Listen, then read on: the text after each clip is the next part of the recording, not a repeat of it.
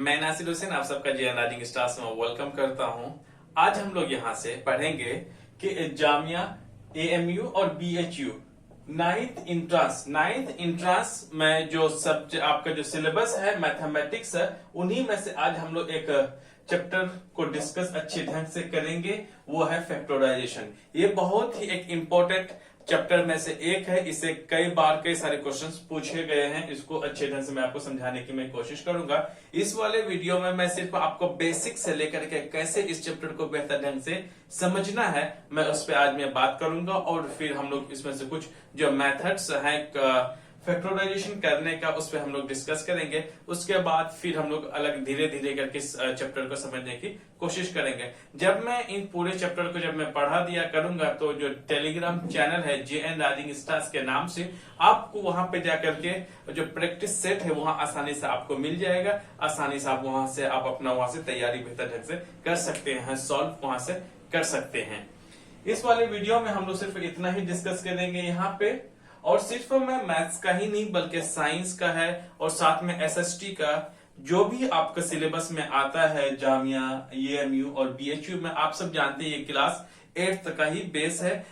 जो मैं पढ़ा रहा हूं आपको इसमें, तो मैं इसमें से सिर्फ एनसीईआरटी नहीं बल्कि एस चांद है, RS अग्रवाल है, जो एनसीईआरटी के जो बेस बुक है, और सभी अलग अलग रेफरेंस का बुक के मदद से ही मैं ये वीडियो को मैंने तैयार किया हूं। और फिर हम आप लोग यहाँ से पढ़ेंगे। सो यहाँ से हम आसानी से आपको पढ़ना है और साथ में आपको नोट डाउन बेहतर ढंग से करना। आपको यहाँ मैं बेसिक से बेसिक में बातें अब बताऊं, ताकि कि आपका सिलेक्शन जहां आपकी ख्वाहिश है, जहां आप लेना चाहते हैं, चाहे जामिया हो, एएमयू हो या बीएचयू हो, वहां पर भी आप आराम से ले सकते हैं। सो अब हम लोग यहाँ से आगे की तरफ देखते हैं। अब हम लोग यहाँ से शुरुआत कर लेते हैं इंट्रोडक्शन से। इंट्रोडक्शन में हम लोग पढ़ेंगे कि इस चैप्टर में हम लोग क्या क्या पढ़ने वाले हैं। इनसे हम लोग क्या होगा कि जब हम इंट्रोडक्शन को समझ लेंगे अच्छे ढंग से कि भाई हम इसमें क्या क्या पढ़ने वाले हैं, ताकि कि आपको आगे समझने में बहुत ही ज्यादा हेल्पफुल साबित होगा।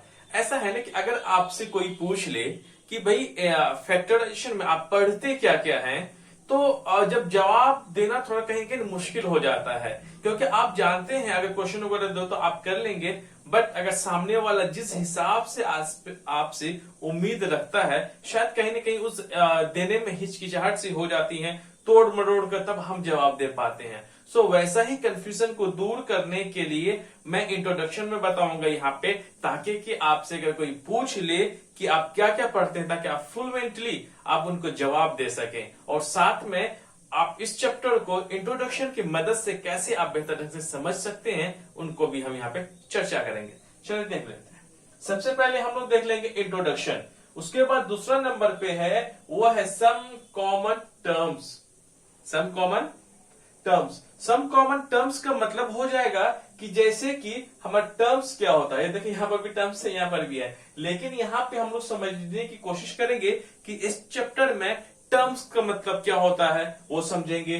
दूसरा नंबर पे है वो है अलजेब्रिक एक्सप्रेशन, और थर्ड में है फैक्टर्स क्या होता है उसको समझने की कोशिश करेंगे। और वो फोर्थ नंबर पे है वो है पॉलिनोमियल्स। पॉलिनोमियल्स का मेनली हम 3 तरह से देखेंगे। पहले तो ये है मोनोमियल, उसके बाद दूसरा है बाइनोमियल, तीसरा है ट्राइनोमियल। इनको हमें अच्छे ढंग से समझना होगा। जब हम इन सारे टर्म्स को ना बहुत अच्छे ढंग से समझना होगा। जब आप इन सारे अच्छे टर्म्स को अच्छे से समझ लेंगे, आपको समझने में इस चैप्टर को बहुत ज्यादा हेल्पफुल साबित होगा। मैं कह रहा हूं, पिछले 5 साल का मेरा पढ़ाने का एक्सपीरियंस रहा है। अक्सर बच्चों की जो गलतियां हो जाती हैं, टर्म्स को समझ में नहीं आता है, अलजेब्रिक एक्सप्रेशन समझ में नहीं आता जल्दी, हालांकि जब वो करते हुए आ रहा है, पढ़ तो रहा है, ऐसा नहीं कि वो नहीं जानता है, लेकिन जब वर्ड्स जब बोला जाता है उसको क्लियरिफिकेशन नहीं होता है। 100% क्लियर, 100% उसका मीनिंग का मतलब ही नहीं पता होता है। इसको इन सारी परेशानियों को दूर करने के लिए मैं इस तरह का मैं समझाऊंगा आपको ऐसे ऐसे तरीके, ताकि कि आप इसमें बेहतर परफॉर्मेंस कर सकें। उसके बाद तीसरा नंबर पे मैं आपको बताऊंगा व्हाट इज फैक्टराइजेशन। हमारा असल जो है यही से शुरुआत होता है कि भाई फैक्टराइजेशन क्या होता है, उसको हम लोग फिर समझने की कोशिश करेंगे। वह अब हम लोग देखते हैं नेक्स्ट पॉइंट, वो है फोर्थ, चौथा नंबर। चौथे नंबर पे हम लोग समझेंगे मेथड ऑफ फैक्टराइजेशन। कौन कौन ऐसे मेथड्स है जो कि हम लोग फैक्टराइजेशन करने में हेल्पफुल साबित होता है, या फिर कितने कई ऐसे सारे मेथड्स है जिसको यूज करके हम लोग किसी भी पॉलिनोमियल को फैक्टराइज कर सकते हैं। पॉलिनोमियल अभी मैंने बोला, अगर आपको ये सारे वर्ड्स का मीनिंग नहीं पता है कि पॉलिनोमियल क्या होता है, फैक्टराइजेशन करने की कोई बात नहीं, आपको डरने की कोई बात नहीं है, क्योंकि मैं आपको आगे में बताऊंगा। जैसे मैं बोल रहा हूं ना, A to Z आपको कॉपी करना है, एक नोटबुक में आपको प्रॉपर ढंग से लिखना है। इसका जो मेथड में पहला जो मेथड रहेगा, हम लोग फैक्टराइजेशन के कौन सा मेथड यूज करेंगे, सबसे पहला जो मेथड रहेगा वो रहेगा मेथड ऑफ कॉमन फैक्टर्स। कौन सा मेथड रहेगा, वो रहेगा मेथड ऑफ कॉमन फैक्टर्स। और दूसरा जो मेथड रहेगा वो रहेगा factorisation when a binomial is common. दूसरा नंबर पे हम किसको इस्तेमाल करेंगे, वो वाले जो कि एक बायनोमियल क्या होगा, एक पॉलिनोमियल में, जो पॉलिनोमियल जो मेरा गिवन रहेगा उसमें से हमें क्या करना पड़ेगा, कॉमन लेना पड़ेगा। तीसरा जो चीज है या फिर थर्ड जो मेथड है वो रहेगा factorisation by regrouping the terms को। हमें टर्म्स जितने भी दिया हुआ रहेगा, देखिए कभी मैं टर्म्स बोलता हूं, कभी मैं पॉलिनोमियल्स बोलता हूं, फिर कहीं कहीं मैं एक्सप्रेशन भी मैं बोलूंगा, तो आपको यहां बिल्कुल डरने की जरूरत नहीं, क्योंकि हम आगे पढ़ेंगे देन आपको ये सब समझ में आएगा। ये हम देख लेंगे थर्ड में। और में हम लोग रीग्रुपिंग क्या होता है उसको भी हम लोग यहां से समझने की कोशिश करेंगे, ताकि कि आपको बेहतर ढंग से समझ में आए। अब देखेंगे हम लोग फिफ्थ नंबर पे। फिफ्थ नंबर पे समझने की कोशिश करेंगे दोस्तों, ये है फैक्टराइजेशन यूजिंग आइडेंटिटीज। इससे पहले जो भी मैंने मेथड्स बताए, आपको 3 मेथड यूज करेंगे फैक्टराइजेशन करने के लिए, लेकिन यहां किसी फॉर्मूला का यूज नहीं होने वाला है। यस, आपने सही सुना, यहां पे कोई फॉर्मूला का यूज नहीं होगा। जहां पर यूज होगा, अब वो फॉर्मूला जितने भी यूज होने वाला है यहां से मैं आपको बताऊंगा, ताकि कि बच्चे जो होते हैं इसमें बहुत ज्यादा कंफ्यूजन में आ जाते हैं। जहां पे फॉर्मूला लगाना होता है वहां लगाते नहीं, जहां नहीं लगाना होता वहां लगा देते हैं, क्योंकि उनको जो एक बेसिक जानकारी जो होनी चाहिए कहीं ना कहीं उसमें वो मिस कर जाता है, जिन्हीं की वजह से छोटी छोटी गलती करता है। मेजर मिस्टेक्स नहीं करता, माइनर मिस्टेक्स करता है। यही कई सारे माइनर मिस्टेक्स मिल करके एक बड़ा मेजर प्रॉब्लम्स क्रिएट हो जाता है बच्चों को, और कंफ्यूजन होना शुरू हो जाता है। इन्हीं सबको दूर करने के लिए मैं आपको यहां बता रहा हूं। अब हम लोग यहाँ पे फैक्टराइजेशन यूजिंग आइडेंटिटीज को यूज करके हम लोग कैसे फैक्टराइजेशन करते हैं, उसमें कितने तरीका है उसको भी समझने की कोशिश करते हैं। पहला हम लोग समझने की कोशिश करेंगे फैक्टराइजेशन व्हेन गिवन एक्सप्रेशन। मैंने अभी बोला ना, अभी मैं एक्सप्रेशन भी मैं बोलूंगा। Expression is a perfect square. कुल मिलाकर के हम लोग इसमें कोशिश करेंगे a प्लस बी का होल स्क्वायर। ये क्या है, अलजेब्रिक एक्सप्रेशन का मतलब क्या है, सिंपल सा फॉर्मूला होता है ये a प्लस बी का होल स्क्वायर करके हम लोग कैसे इसका इस्तेमाल करेंगे, इसको फैक्टराइजेशन को करने में, इसमें इसके जरिए कैसे करेंगे वो भी मैं आपको बताऊंगा। और दूसरे में है इसमें a माइनस बी का होल स्क्वायर का मेथड को यूज करके कैसे आप अलजेब्रिक एक्सप्रेशंस को फैक्टराइज आसानी से कर सकते हैं। एक नंबर हो गया।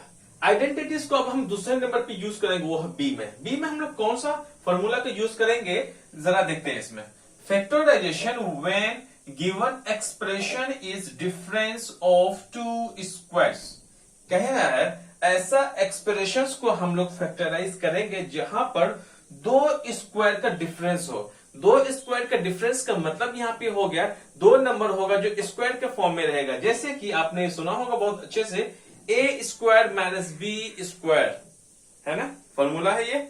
a square minus B square का जो फॉर्मूला है, इनको हम लोग यूज करके भी फैक्टराइजेशन को सॉल्व करेंगे। लेकिन कौन सा कैटेगरी में आएगा, वो आएगा हमारा आइडेंटिटीज के कैटेगरी में। ए स्क्वायर माइनस बी स्क्वायर का जो फॉर्मूला होता है a प्लस बी और इंटू a माइनस बी, जब मैं आपको बताऊंगा तब भी आपको आसानी से समझ में नहीं आएगा, मतलब समझ में आएगा। अगर आपको अभी समझ में नहीं आ रहा है तो कोई घबराने की जरूरत नहीं है। आप प्लीज प्रॉपर तरीका से नोट बनाएं और समझने की सिर्फ कोशिश करें आप। अब तीसरा नंबर पे हम जो यूज करेंगे सी नंबर पे आइडेंटिटीज का, वो रहेगा फैक्टराइजेशन ऑफ क्वाड्रेटिक ट्राइनोमियल। एक क्वाड्रेटिक जो ट्राइनोमियल है इसको भी हम लोग समझेंगे। कुल मिलाकर के ये रहेगा, अगर क्वाड्रेटिक ट्राइनोमियल में दो फॉर्म रहेगा। पहला फॉर्म ये है, फर्स्ट फॉर्म ये है, कोई x square plus b x plus c. ये फॉर्म क्या है, इसमें कैसे ये बनता है, कैसे सॉल्व करना है, हम लोग आगे जानने की कोशिश करेंगे। आप सिर्फ यहाँ कहां पे आप लिख लिया करें कि ये वाला मेथड है। जब मैं बताऊंगा कि हाँ सर ने तो हमें बताया था कि ऐसा भी फॉर्म पढ़ने वाले हैं। और इसी में क्वाड्रेटिक ट्राइनोमियल में हम लोग पढ़ेंगे, दूसरे में वो फॉर्म रहेगा हमारा a x square plus b x plus c. ये ए क्या है, बी क्या है, सी क्या है, हम लोग आगे जानेंगे अच्छे ढंग से। आप सिर्फ इसको प्लीज आप प्रॉपर ढंग से नोट कर लें। अब हम लोग छठा नंबर पे आते हैं, यस 6 नंबर पे। 6 नंबर पे हम लोग जानेंगे इसमें division of algebraic expressions. Algebraic expressions जो रहेगा उसको हम लोग कैसे डिवीजन करेंगे। देखिए इसमें टर्म्स बहुत सारे हैं, कोई अलजेब्रिक एक्सप्रेशंस है, कहीं पॉलिनोमियल्स है, कहीं बायनोमियल है, कहीं ट्राइनोमियल है, कहीं मोनोमियल है। तो ये सारे वर्ड्स जब मैं बताऊंगा यहाँ पे दूसरे नंबर पर, तो आपको ये सारे कंफ्यूजन का आपको सॉल्यूशन मिलेगा और कंफ्यूजन होने का कोई उम्मीद ही नहीं रहेगा, आप कर भी नहीं पाएंगे। जिस हिसाब से आपको मैं पढ़ाऊंगा और आप अगर सीख लें उस हिसाब से, तो मैं यकीन कीजिए अब इसमें परेशानी बिल्कुल भी नहीं होगी आपको। Okay, division of algebraic expression में हम लोग पढ़ेंगे, फर्स्ट पे ये है division of a monomial by another monomial. हम लोग एक मोनोमियल को दूसरे मोनोमियल से कैसे डिवाइड करते हैं उसको समझेंगे। दूसरा में है वो है डिवीजन ऑफ पॉलिनोमियल, है ना। ऐसे में समझा दूं कि पॉलिनोमियल का मतलब होता है बहुत सारे टर्म्स होते हैं, उसको पॉलिनोमियल बोलते हैं। और मोनोमियल का मतलब है जिसमें सिर्फ एक ही टर्म हो। आगे हम लोग डिस्कस करेंगे। अब हम लोग division of polynomial bye a monomial, यहां इसका मतलब ये है कि दो वाले टर्म्स को या फिर दो से ज्यादा वाले टर्म्स को सिंगल टर्म से कैसे डिवाइड किया जाता है उसको हम लोग समझने की कोशिश करेंगे इस वाले चैप्टर पे। थर्ड में है division of a polynomial bye a polynomial. मतलब यहां पर यह है कि एक पॉलिनोमियल का जो दूसरा पॉलिनोमियल से कैसे डिवाइड करना है उसको भी समझने की कोशिश करेंगे। जैसे कि यहां पे है एक पॉलिनोमियल को दूसरे पॉलिनोमियल से कैसे डिवाइड किया जाता है उसको भी हम लोग यहां से समझने की कोशिश करेंगे। आई होप, मुझे उम्मीद है कि जो मैंने कंटेंट है, दरअसल ये है क्या, ये कंटेंट है। हमेशा की तरह मैं बताता हूं कि कंटेंट भाई क्या होता है। कंटेंट का मतलब होता है लाइक अ मैप, कि इसमें हम लोग क्या क्या पढ़ने वाले हैं, ताकि कि आपको रिवीजन करने के दौरान आपको याद रहेगा कि भाई हमने ना इस वाले चैप्टर में हमें कितने पार्ट्स पढ़ने दिए, हमें 6 पार्ट्स पढ़ने हैं। 6 कौन कौन से होगा, फटाफट आप क्या करोगे, रिवीजन कर लो। जब भी आप रिवीजन करोगे आपको उतना ही ज्यादा इस चैप्टर में उतना ही ज्यादा आपका पकड़ मजबूत होता रहेगा। चलिए, हमने तो देख लिया। अब हम लोग यहां से 1 बाय 1 को शुरू करते हैं। 1 बाय 1 को शुरुआत करेंगे सबसे पहले हमें इंट्रोडक्शन में, है ना। इंट्रोडक्शन आपने अगर साइंस के जितने भी हमारे लेक्चर्स हैं अगर आपने सुना होगा, तो अगर देखा होगा और पढ़ा होगा उसमें, तो आपको समझ में आ गया होगा कि मैं किस हिसाब से मैं कंटेंट में क्यों बनाता हूं, किस हिसाब से इंट्रोडक्शन ये सारे मैं क्यों करता हूं, आपको पता उसमें चल जाएगा। मैं कई बार में बता के रखा हूं। चलिए, इंट्रोडक्शन में हम लोग पढ़ेंगे कि इस चैप्टर में क्या क्या पढ़ने वाले हैं। इस चैप्टर में हम लोग पढ़ेंगे we study in this chapter. इस चैप्टर में हम लोग पढ़ते हैं how did factorisation of a polynomial by different methods. अलग अलग मेथड्स को यूज करके हम लोग कैसे एक पॉलिनोमियल को फैक्टराइज करते हैं या फिर फैक्टराइज किया जाता है अलग अलग मेथड्स को यूज करके। जैसे कि अगर हम देख लें, मेथड ऑफ कॉमन फैक्टर्स एक हो गया। तो देखते हैं यहाँ पे मैंने 3 मेथड्स बताए, कुछ मेथड्स मैंने यहाँ पे बताए। तो अलग अलग तरह का मेथड्स को यूज करके कैसे हम लोग एक पॉलिनोमियल को फैक्टराइज किया जाता है अलग अलग मेथड्स को यूज करके। अब देखिए नेक्स्ट में क्या है, हम लोग क्या पढ़ेंगे इस चैप्टर में। इस चैप्टर में हम लोग पढ़ेंगे या फिर पढ़ते हैं how did division of a polynomial bye a monomial. हम लोग यहां समझने की कोशिश करेंगे कि एक पॉलिनोमियल को एक पॉलिनोमियल को एक मोनोमियल से कैसे डिवाइड किया जाता है उसको भी समझेंगे, और इसी में हम लोग समझेंगे कि कैसे पॉलिनोमियल को दूसरे पॉलिनोमियल से डिवाइड किया जाता है। फिर से मैं रिपीट कर रहा हूं, यहां की एक पॉलिनोमियल को दूसरे पॉलिनोमियल से कैसे डिवाइड किया जाता है हम लोग यहां पे बेहतर ढंग से समझने की कोशिश करेंगे। कुल मिलाकर के इंट्रोडक्शन में हमने ये समझा कि अलग अलग मेथड्स को यूज करके एक पॉलिनोमियल को अलग अलग ढंग से अलग अलग मेथड से फैक्टराइज करने के लिए हम इसमें सीखते हैं। दूसरी बात कि एक पॉलिनोमियल को मोनोमियल से कैसे डिवाइड करता उसको भी हम समझेंगे। और तीसरी बात इसमें हम ये पढ़ने की और समझने की कोशिश करेंगे कि एक पॉलिनोमियल को दूसरे पॉलिनोमियल से कैसे डिवाइड करता है, हम उसको भी यहां से आज समझने की कोशिश करते हैं। अब हम लोग यहां से आगे देख लेते हैं। अभी हमने इंट्रोडक्शन को अच्छे से हमने समझने की कोशिश की है। अब हम लोग यहां से सेकेंड पॉइंट को देखते हैं। सेकेंड पॉइंट में है सम कॉमन टर्म्स। आज हम लोग यहाँ पे कुछ ऐसे टर्म्स के बारे में बात करेंगे जो कि आपको इस चैप्टर में समझने में, इस चैप्टर्स का जो एक्सरसाइज है उसको अंडरस्टैंड करने के लिए, उसको सॉल्व करने के लिए बहुत ही ज्यादा हेल्पफुल साबित होने वाला है। सो जो मैं समझा रहा हूं आपको बहुत बेहतर ढंग से आपको यहां से समझना है। मैं इस हिसाब से मैं आपको बताऊंगा यहां पे कि आप इसको समझने के बाद आपका एक भी एग्जामिनेशन हॉल में एक भी क्वेश्चन छूटना नहीं चाहिए। और कोशिश करूंगा कि वो सारे मैं आपको तरीका में बताऊंगा कि वाकई आप उसमें छोड़ भी नहीं पाएंगे। चलिए देखते हैं। पहला पॉइंट है वो है टर्म। टर्म होता क्या है जरा समझिए। एक टर्म होता क्या है? A term can be containing of constant and variables with या विदाउट स्क्वायर या क्यूबिक। टर्म जो है कोई भी जब हम इक्वेशन लिखते हैं, जैसे कि मैं एक इक्वेशन के माध्यम से समझाना चाहता हूं। जैसे कि मैं लिखता हूं 10x square plus 5y plus में 10 इक्वल में 0। अगर मैं देखूं तो ये अपने आप में क्या है? एक अलजेब्रिक एक्सप्रेशन है। मैं बताऊंगा तो मैं अंडरस्टैंड थोड़ा सा समझाने के लिए मैं बता रहा हूं। तो अगर आप देखें कि ये नंबर है, ये जो नंबर्स है ना इसको हम लोग नंबर बोलते हैं, और ये जो x है इसको हम लोग वेरिएबल बोलते हैं, और साथ में जो इंडिपेंडेंट जो ये है 10 इसको हम लोग कांस्टेंट बोलते हैं, c से डिनोट करते हैं। टर्म को जब मैं बता रहा हूं आपको समझना है। जब मैं क्वेश्चंस कराऊंगा तब फिर आपको बेहतर ढंग से वहां पे समझ में आएगा। जहां जहां मैं जैसे मैं करता हूं आपको बिल्कुल एक प्रॉपर तरीके से आपको नोट करना है।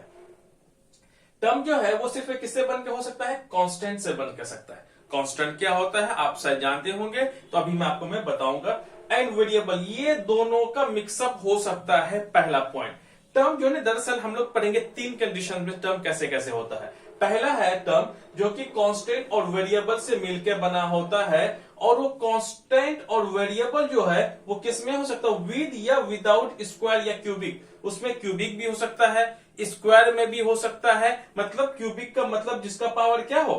3 हो, और स्क्वायर का मतलब जिसका पावर क्या हो? 2 हो। तो उसको भी समझने की कोशिश करेंगे। पहला जैसे कि अगर मैंने लिखा यहाँ पे 5x स्क्वायर, तो 5 क्या है? कांस्टेंट टर्म है, नंबर है। जो वेरिएबल्स होता है वो x y होता है। हम देखते हैं यहाँ पे जो x है हमारा क्या पे वेरिएबल है, और जो 5 है वो हमारा कांस्टेंट टर्म है। अब हम लोग देख लेते हैं इसमें। अगर हम देखें तो जो वेरिएबल है, वेरिएबल में क्या चढ़ा हुआ है? स्क्वायर चढ़ा हुआ है। x का पावर कितना है? 2 है। तो यहां पर है x का पावर 2, मतलब यहां पे क्या है? स्क्वायर में है। अगर हम लोग सेकेंड वाले पॉइंट को अगर हम देखें वो सिर्फ 7y है, तो 7y इसका मतलब कि यहाँ पे तो कोई पावर ही नहीं है। क्या ये टर्म कहलाएगा? ऑफ कोर्स ये भी टर्म कहलाएगा, लेकिन यहाँ पे कोई पावर नहीं है तो भी। हालांकि y है, y का पावर क्या है? 1 है। 1 का पावर हम लोग लिखते नहीं है, इसीलिए हम लोग क्या सिंपली मैंने यहाँ पे लिखा 7y, ये भी एक टर्म है। नेक्स्ट देखते हैं। नेक्स्ट है एक्स वाई स्क्वायर। यहां पर जो है ये क्या है? सिर्फ और सिर्फ यहां पर आपका सिर्फ वेरिएबल है, यहां पे कांस्टेंट नहीं है। तो अगर नहीं है तो मैंने कांस्टेंट बोला है, तो मैं यहां पर 5y स्क्वायर में लिख देता हूं। ताकि आपको बेहतर ढंग से समझने में आए। तो 5y² यहाँ पे कांस्टेंट भी है और साथ में वेरिएबल भी है, और वेरिएबल जो है वो स्क्वायर में है। अब आगे को देख लेते हैं। इस वाले में अगर हम देख लेते हैं 10 क्या है, कांस्टेंट नंबर है कि नहीं। अब मैं बताऊंगा, हालांकि कांस्टेंट जो होता है वो इंडिपेंडेंट अलग से लिखा जाता है प्लस और माइनस के बीच में, लेकिन एक समझाने के लिए, ताकि कि मैं आपको बता पाऊं। हालांकि दरअसल क्या होगा, कोफिशिएंट कहलाता है। जब मैं कांस्टेंट या कोफिशिएंट में बोलूंगा, कुल मिलाकर के सारा नंबर्स की मैं बात करूंगा, ठीक है। क्योंकि यहाँ पे ऐसे ऐसे टर्मिनोलॉजी का या फिर टर्म्स का इस्तेमाल किया गया है, ऐसे ऐसे वर्ड्स का इस्तेमाल किया गया है, कहीं ना कहीं बच्चे को ना कंफ्यूजन बहुत ज्यादा हो जाता है। तो यही सारे कंफ्यूजन को दूर करने के लिए मैं ये सारे का प्रोसेस में बता रहा हूं। अगर मुझे बताना होता तो मैं सिंपली आता इस चैप्टर में। हालांकि ये सब चीजें पढ़ाना नहीं होता, सिर्फ क्योंकि आप पहले पढ़ चुके होते, फिर भी लेकिन मैं जानता हूं, I am a doctor of this field.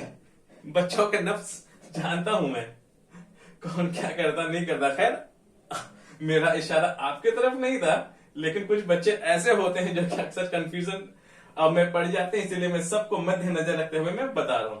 Okay, तो यहां पर 10 था और x³ y², तो यहां पर क्यूब भी आ गया और साथ में स्क्वायर भी आ गया, ये भी टर्म कहलाएगा। दूसरा जो रहेगा हमारा 10x, यहां पे विद पावर तो नहीं है कुछ, तो भी है, यहाँ पे विदाउट पावर वाला है तो भी है यहाँ पर, क्योंकि हालांकि x पावर कितना 1 होता है। x पावर बच्चों यहाँ पे है 1, लेकिन फिर हम 1 को लिखते नहीं हैं। आ रही बात समझ में। दूसरा में आ जाते हैं। दूसरा में जो टर्म होने का जो कंडीशन है, वो टर्म जो होगा वो सिर्फ किसका, वेरिएबल्स का बन सकता है। जैसे सिर्फ किसका, वेरिएबल का बनेगा, उसमें कुछ भी नहीं हो सकता। ना ही तो उसमें कोई नंबर होगा और ना ही तो नंबर और वेरिएबल का मिक्सचर होगा। ये सिर्फ क्या है कि इंडिपेंडेंट सिर्फ वेरिएबल्स को भी हम लोग टर्म कह सकते हैं, और कहते भी है। कैसे कहते हैं आगे देखेंगे।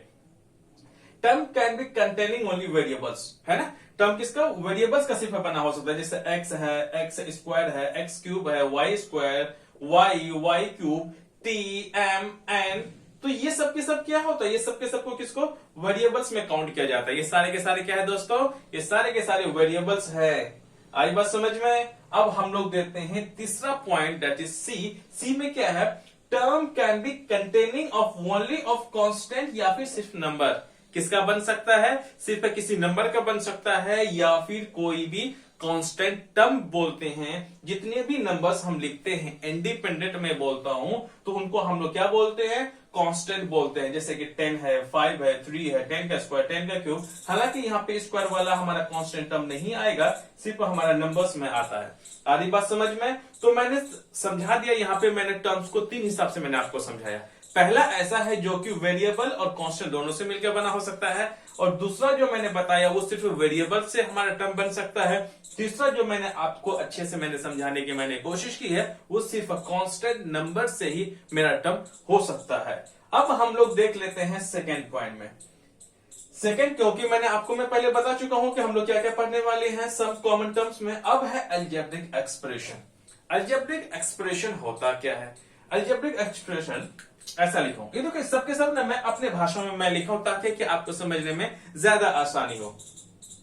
When terms are connected, मैं फिर में टर्म्स में बोला हूं ना, टर्म्स के में कांस्टेंट वाला भी हो सकता है, वेरिएबल वाला भी हो सकता है, और मिक्सचर वाला भी हो सकता है। क्या यहाँ पे नंबर्स भी है और वेरिएबल भी है, तो मैं टर्म्स बोला। टर्म का मतलब यहाँ पे हो जाएगा कांस्टेंट भी हो सकता है, वेरिएबल्स भी सिर्फ हो सकता है, या फिर ये मिक्सचर वाला भी हो सकता है। सो जब हम लोग टर्म्स को कनेक्ट करते हैं with plus, minus, multiple and division, form algebraic expression. जब हम लोग टर्म्स के बीच में, फिर से मैं रिपीट करता हूं, जब हम लोग टर्म्स के बीच में प्लस, माइनस, मल्टीपल या डिवीजन रखते हैं, तो तभी हमारा किसका फॉर्म होता है, वो अलजेब्रिक बन जाता है, वो अलजेब्रिक एक्सप्रेशन बन जाता है। जैसे कि अगर मैं बात करूं, अरे भाई साहब, अगर कि मैं बात करूं, ये क्या है 10x²। अच्छा, इसका मतलब फर्स्ट कंडीशन, इसका मतलब ये वेरिएबल और कांस्टेंट दोनों से मिला हुआ।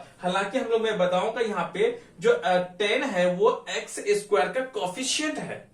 कोफिशिएंट वही होगा या फिर किसी भी वेरिएबल के सामने, है ना, वेरिएबल के साथ जो भी नंबर लगा रहता है उनको हम लोग कोफिशिएंट बोलते हैं। और फिर मैंने यहाँ पे जो कांस्टेंट टर्म का मैंने इस्तेमाल किया है, ताकि कि अब ज्यादा वर्ड्स का मामले में फंस ना जाओ इसलिए, लेकिन आपको मैं समझा रहा हूं, आपको मैं बताऊंगा आपको। अब देखिए, एक है ऊपर वाला, दूसरा क्या है 5y, ये भी क्या है इसके साथ में, अरे 5y को छोड़ा मैं सिर्फ y में लेता हूं, क्या मैं लेता हूं यहाँ पे y, अरे g लग रहा है ना, मैं लिख लेता हूं 10x² प्लस y। तो पहला वाला इसका हो गया, दूसरा वाला जो टर्म है जी ये क्या है y है, और तीसरा जो है वो है क्या 10। इसका मतलब ये क्या जो ओवरऑल जो है दोस्तों, ये हम लोग अलजेब्रिक एक्सप्रेशन बोलते हैं, ये पूरे को अलजेब्रिक एक्सप्रेशन बोलते हैं, क्योंकि एक टर्म, दो टर्म की तीन टर्म, यहां पे तीन टर्म है, लेकिन तीनों टर्म के बीच में क्या है, कहीं प्लस है कहीं माइनस है। सो आपको मैंने यहाँ पे नोट लिखा, क्या लिखा मैंने, नोट लिखा है, क्योंकि मैंने सिर्फ एक बुक से नहीं बल्कि मेरे पास 3 बुक का सोर्स है, बल्कि 4 है। मैंने चारों बुक्स को मैंने बहुत अच्छे से मैंने स्टडी किया है, और पिछले 5 साल का मेरा एक्सपीरियंस है, बच्चों का अक्सर कंफ्यूजन रहता है इसमें, इसीलिए मैंने सारे बच्चों को मद्देनजर रखते हुए मैंने ये वीडियो में आपके सामने लेकर के आया हूं, ताकि आपसे एक भी क्वेश्चन ना छूटे और समझने में बहुत ज्यादा आसानी भी हो, उस हिसाब से मैंने बताया। 3 टर्म्स है, लेकिन तीनों टर्म्स के बीच में क्या है, एक जगह प्लस है एक जगह माइनस है। ऐसा क्यों है, यहां देखिए, इन अलजेब्रिक एक्सप्रेशन वी शो या राइट, हम जो लिखते हैं या फिर दिखाते हैं सिर्फ प्लस और माइनस को, किसको दिखाते हैं, प्लस और माइनस को हम लोग यहां पे अलजेब्रिक एक्सप्रेशन में दिखाते हैं। हालांकि अलजेब्रिक एक्सप्रेशन में प्लस भी होता है, माइनस भी होता है, मल्टीपल भी होता है, डिवीजन भी होता है, लेकिन हम लोग अलजेब्रिक एक्सप्रेशन में जो मैक्सिमम आपको बोलेगा ना, आप फैक्टराइज करो, आपको ये देगा, है ना, फैक्टराइज करो अलग अलग मेथड से। तो आप जब भी फैक्टराइज करने के लिए देखोगे ना, आपको 2 ही चीजें मोस्टली देखने को मिलेगा, एक प्लस वाला और दूसरा माइनस वाला। अगर एक ही नहीं होता है तो आप एक्सरसाइज को पलटा के देख लें, आपको दिख जाएगा।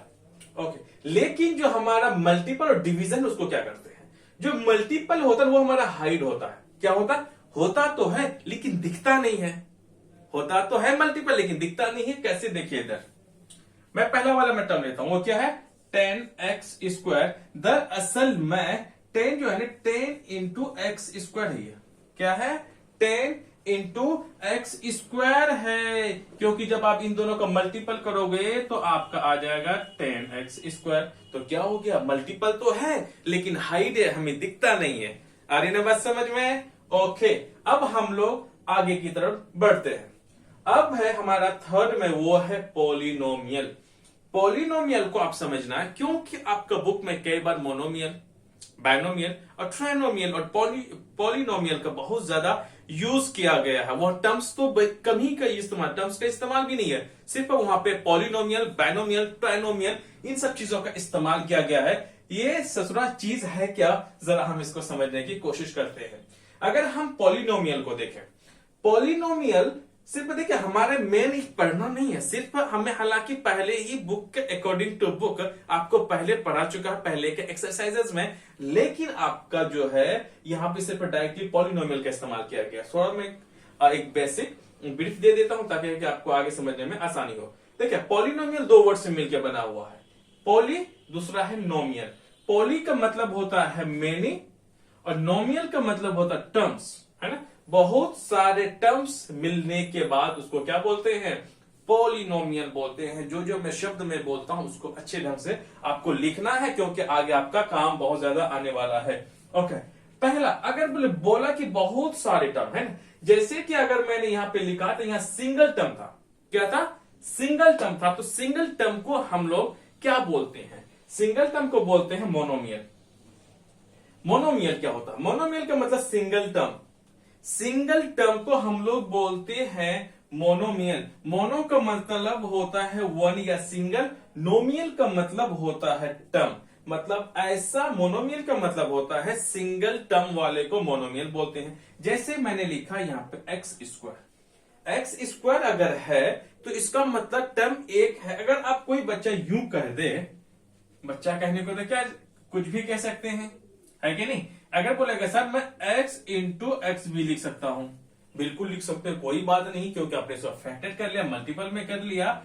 तो अगर इन दोनों का आप बोलोगे एक इधर हो गया दूसरा ये हो गया, ये तो दो टर्म हमें दिख रहा है, 2 टर्म को आप मोनोमियल कैसे कह सकते हो। तो मैं बच्चा आपको फॉर योर काइंड इंफॉर्मेशन मैं यहां पे मैं आपको बताना चाहता हूं, क्योंकि जब 2 नंबर्स के बीच में मल्टीपल हो मल्टीपल हो तो भी हम लोग एक ही टर्म कंसीडर करते हैं। फिर से मैं रिपीट करता हूं, अक्सर बच्चा 80% बच्चा से ज्यादा कंफ्यूजन इसी टर्म में फंस जाता वो। यहां पे मैंने एक्स स्क्वायर को मैंने एक एक्स दूसरा एक्स में मैंने बदला। इसका मतलब दो नंबर के बीच में जब भी मल्टीपल हो तो हम लोग एक ही नंबर कंसीडर करेंगे। तो जब हम लोग x इंटू एक्स तो हो जाता एक्स स्क्वायर, क्योंकि इसका पावर 1 इसका पावर 1, बेस सेम हो तो पावर जुड़ जाता है। आईडी बात समझ में? ये एक्स स्क्वायर, तो एक्स स्क्वायर क्या है? एक मोनोमियल है। 10y स्क्वायर, तो अगर 10y स्क्वायर है तो यहां पे लिख लेता हूं 10y स्क्वायर बराबर मैं लिख सकता हूं 10 इंटू वाई स्क्वायर। इसका मतलब एक 10 अलग है, y स्क्वायर अलग है, तो हम लोग कितना सिंगल टर्म बोलेंगे। लेकिन मतलब और लेकिन अगर हम लोग 10 ऐसे मान लेता हूं मैं इसी टर्म को, देखो ये तो हमारा सिंगल टर्म ही कहलाएगा, लेकिन y स्क्वायर प्लस 10, तो लेकिन अब कितना टर्म कहलाएगा? आप यहां पे दो दो टर्म कहलाएगा। क्यों दो टर्म कहलाएगा? क्योंकि इन दोनों के बीच में क्या है? प्लस का है। अगर इन दोनों के बीच का अगर माइनस होता, जैसे कि y स्क्वायर माइनस 10, तो यहां भी कितना नंबर ऑफ टर्म्स कहलाता? दो कहलाता। क्यों? दो टर्म के बीच में क्या रिलेशन है? दोनों नंबर्स के बीच में एक जगह प्लस था, एक जगह माइनस है। अगर दो टर्म के बीच में अगर प्लस हो या फिर माइनस हो, उसको हम लोग सिंगल टर्म कभी कंसीडर नहीं करेंगे, अलग अलग टर्म्स बोलेंगे। यहाँ पे दो टर्म है, यहाँ पर भी दो टर्म है, लेकिन इन दोनों का बीच का जो मल्टीपल का रिलेशन है वो हम एक ही टर्म कंसीडर करेंगे। इसीलिए मैंने बोला ना, मल्टीपल इज हाइड। हाइड इसलिए रखा गया है। चलिए जी, कहां थे? अच्छा, हम ये पे थे क्या? चलिए आ गए। दूसरा है मैंने 10 सिर्फ लिखा। 10 अपने आप में भी क्या? एक मोनोमियल है, हालांकि एक कांस्टेंट है, सिर्फ नंबर है ना। 10 भी हो सकता है।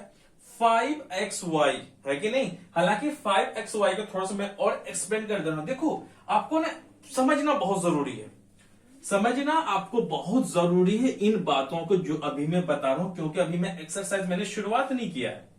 जब मैं एक्सरसाइज को जब मैं शुरुआत करूंगा, जब आप ये सब चीजें समझ लेंगे तो आपको समझना बहुत आसानी हो जाएगा। आप खुद इस चीज का रियलाइज करोगे। जैसे कि मैं लिख सकता हूं, इन दोनों के बीच में 5 है, x है, y है, ये सब के सब क्या रिलेशन है? मल्टीपल का रिलेशन। क्योंकि यहां पे हम लोग मल्टीपल को दिखाते ही नहीं है ना। तो 5 इंटू एक्स वाई, क्योंकि ये तीनों के तीनों अनलाइक टर्म्स है, एक जैसा टर्म नहीं है, इसीलिए हम लोग जब इनको मल्टीपल में रखते हैं तो ऐसा नहीं लिखने की जगह अगर कोई एक्स वाई भी लिखे तो वो भी क्या है? वो भी बिल्कुल परफेक्ट है। इसीलिए 5xy कितना टर्म है? दो टर्म है। सॉरी सिंगल टर्म है यहाँ पे, है ना, क्योंकि मल्टीपल में है। अगर मल्टीपल के जगह सपोज्ड है, फिर से मैं ले लेता हूं यहाँ पे, अब है ना, इसको जब मैं लिखता हूं, इसके सामने जब मैं बता रहा हूं, जब इतने सारे मैं खोल के मैं बता रहा हूं, आप नीचे लिखते जाएं, है ना। ऐसा करेंगे तभी आगे बढ़ेंगे, क्योंकि मैथमेटिक्स जो है आपका 10 तक तो पीछा तो छोड़ने वाला है नहीं। अगर कोई गलती से अगर ले लिया मैथ 12, 11, 12 में, तो आपका ग्रेजुएशन तक भी पीछा नहीं छोड़ेगा, है कि नहीं। लेकिन मैथ नहीं, वो तो आपका अपना पर्सनल चॉइस है। ओके दोस्तों, तो मैं इसको क्या करता रफ कर दे रहा हूं, समझ रहे हैं आप लिख लिया करें इसको प्लीज। चलिए जी, मैं मान लेता हूं अगर यही टर्म अगर ऐसा होता, चलो मैं नहीं लिखता हूं, अगर ये 5 है प्लस है x प्लस वाई, अब बताए कितना टर्म होता है? बताओ कितना टर्म होगा? एक्जैक्टली 3 टर्म होगा, क्योंकि इन दो टर्म के बीच में क्या रिलेशन आ गया? प्लस का हो गया। x और y के बीच में क्या रिलेशन आ गया? प्लस में आ गया। तो कितना होगा नंबर ऑफ टर्म्स? यहां पे अब होगा नंबर ऑफ टर्म्स 3 होगा। अगर सपोज डेट माइनस होता तो भी यहां नंबर ऑफ टर्म्स 3 होता, क्योंकि मैं पहले ही मैं लिख चुका हूं। कहां लिखा हूं मैं? अरे यार, लिखा तो जरूर होंगे। अच्छा, यहाँ पे प्लस और माइनस को सिर्फ लिखते हैं। चले जी, इसमें बहुत ज्यादा हमारा हो गया। अब आगे बढ़ते हैं, क्योंकि बताना बहुत जरूरी था। आपको तो लोग पहले भी बता दिए होंगे, पहले भी पढ़ चुके होंगे, लेकिन अब सब खा पी के बहुत सब बच्चे तो बराबर भी कर दिए होंगे। चलिए जी, अब देख लेते हैं। पहला हमने मोनोमियल सिंगल टर्म वाले को देखते हैं। अब देखते हैं बायनोमियल। बायनोमियल का मतलब होता है टू टर्म्स। टू टर्म्स का मतलब हो गया बाई का मतलब होता टू, नोमियल का मतलब होता टर्म। ऐसा एक्सप्रेशन, फिर में एक्सप्रेशन, ऐसा एक्सप्रेशन जिसमें दो ही टर्म हो। जैसे कि देख लीजिए, यहां पे मैंने लिखा है 10x स्क्वायर। ये 10x स्क्वायर में कैसे मैं लिखा? क्योंकि 10 एक्स स्क्वायर और वाई के बीच में मल्टीपल का रिलेशन है। मल्टीपल हमेशा हाइड में होता है, दिखता नहीं है, इसीलिए हम लोग एक टर्म कंसीडर करेंगे। प्लस 10 जो है वो दूसरा हमारा टर्म है, इसी को ये हमारा कैसा बायनोमियल है, ये भी बायनोमियल है। जैसे कि मैंने बताया कि हम लोग इसको कैसे कैसे लिखेंगे, ये कैसे कैसे आता है, तो हम लोग मैंने अब बताएंगे। 2 आ गया। अब आ जाती है तीसरा होता है ट्राइनोमियल। ऐसा एक्सप्रेशन है ना, मैंने बता दिया ना, ऐसा एक्सप्रेशन जो कि ऐसा अलजेब्रिक एक्सप्रेशन जो कि 3 टर्म्स वाले हो, 3 टर्म्स वाले, जैसे कि ये रहा एग्जांपल भी यहां पे है ना, 10x square minus Y plus 10 कितना टर्म है, नंबर ऑफ टर्म्स 3 है, तो ये ट्राइनोमियल कहलाएगा। आ रही बात समझ में? सो ट्राई का मतलब होता है 3, नोमियल का मतलब होता है टर्म्स। जैसे कि 5x square plus x plus 10, यहाँ पे कितने टर्म्स है, 3 है, ट्राइनोमियल कहलाएंगे। 3x square y plus 9x y square plus में 5 इक्वल में 0, छोड़ो 0 यहाँ पे लिखते नहीं है ना, 1 टर्म 2 टर्म 3 टर्म हो गया, तो अब हम लोग इसको क्या बोलेंगे, ट्राइनोमियल कहेंगे इसको। अब हम लोग आगे की और पॉइंट्स को देखते हैं और समझने की कोशिश करते हैं। अभी हमने देख लिया, अभी हमने देखने की हमने कोशिश की कि जो कुछ कॉमन टर्म्स थे मैंने आपको समझा दिया। अब हम लोग कॉमन टर्म्स में और एक है बचा हुआ, जो कि हमारा फैक्टर इंपॉर्टेंट है। फैक्टर क्या होता है? फैक्टर क्या होता है? When an algebraic expression, कोई भी algebraic expression को हम लोग लिखते हैं किसमें, प्रोडक्ट के फॉर्म में। प्रोडक्ट जो होगा सिंपल का, कोई भी नंबर्स का जब हम लोग ब्रेक करके हम लोग मल्टीपल्स में लिखते हैं, जो मैं कह रहा हूं ना उसको आप राइट डाउन करने की कोशिश कीजिए। आप कोशिश नहीं करनी, बिल्कुल आपको राइट डाउन बिल्कुल करना है। उसके बाद आपको मैं आगे में बताऊंगा कि ये जो कुछ वर्ड्स होते हैं ना, शायद थोड़े से समझने में अब मुश्किल हो सकता है आपके लिए, लेकिन आपको समझना है। जब मैं एग्जांपल्स जब मैं लूंगा तो देन आपको क्या ये सब चीजें आसानी से समझ में आ जाना है। When an algebraic expression can be written as a product of 2 or more expressions, कहता है जब भी कोई भी algebraic expressions को हम लोग किसमें लिखते हैं, प्रोडक्ट में। प्रोडक्ट 2 और more expressions, यहां पे कोई भी नंबर है, जब हम लोग उसको क्या करेंगे, उसको प्रोडक्ट के फॉर्म में लिखेंगे, then each of these expression is called a factor of the given information। तभी दिए हुए जो algebraic expression है उन्हीं का हम लोग फैक्टर कहलाएगा। थोड़ा सा शायद आपको समझने में बातों को शायद थोड़ा सा दिक्कत रहा होगा, लेकिन हम लोग कुछ एग्जाम्पल लेकर के आपके कंफ्यूजन को अभी जस्ट दूर कर देते हैं। जैसे मैंने एग्जाम्पल लिया है, आपसे सिंपली पूछा जाएगा जी कि फैक्टर ऑफ 15 बताओ, तो आपको क्या करना है, अच्छा फैक्टर ऑफ 15 का मतलब ये हो जाएगा, अच्छा हमें किसका 15 का निकालना है। पहले आपको देखना ये है कि 15 को कौन कौन नंबर से डिविजिबल हो सकता है। फिर से मैं रिपीट करता हूं, अगर किसी भी नंबर को अगर मैं फैक्टर करना हो तो दरअसल में क्या है, 15 यहाँ पे एक नेचुरल नंबर है।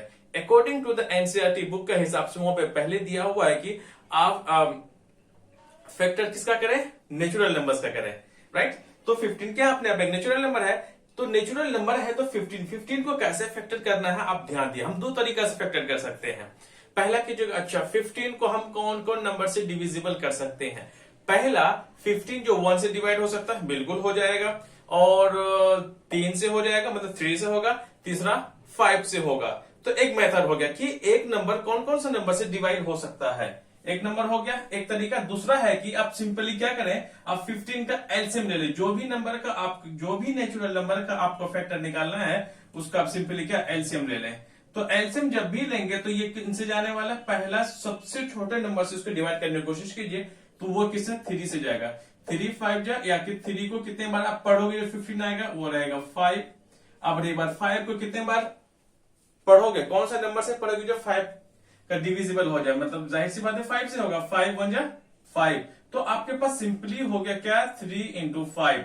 तो यही 2 नंबर है, 3 और 5, दो एक ऐसा नंबर है जो कि किसका फैक्टर होगा, 15 का फैक्टर होगा। तो जब फैक्टर होगा, यहां पर बोला है एक चीज, रिटर्न एज द प्रोडक्ट। ये बहुत अच्छे से आपको ध्यान देना, क्योंकि आपका पूरे इसमें ये वाला काम आने वाला है, प्रोडक्ट ऑफ 2 और मोर। तो इसका मतलब का 15 का प्रोडक्ट कौन कौन है, 3 और 5 में है। प्रोडक्ट का मतलब होता है मल्टीप्लाई। इसका मतलब दो ऐसा मल्टीपल्स होगा जिस नंबर का हम लोग फैक्टर करते हैं। फैक्टर किसका कर रहे हैं? 15 का कर रहे हैं। तो 15 का दो प्रोडक्ट सिंपल सा कौन आ गया? 3 और 5। तो मैं कह सकता हूं 3 and 5 आर फैक्टर्स ऑफ 15। आ रही बात समझ में? और हम और दूसरा एग्जांपल लेकर समझने की कोशिश करते हैं। अगर आपको कह दे 5xy का आप मुझे फैक्टर करके बताओ, क्या करना है? फैक्टर। लो जी, यहां तो 5 है, यहां x है और y है, तो ये कैसे हो सकता है? ये तो बड़ा गड़बड़ वाली बात होगी, क्योंकि कोई नंबर नहीं है। तो ऐसे सिचुएशन में आपको करना क्या है? देखिए, इस नंबर को क्या करना है आपको? सिंपली एक बार मैं ये पे लिख देता हूं ना, रहने दीजिए, ये पे समझा देता हूं मैं।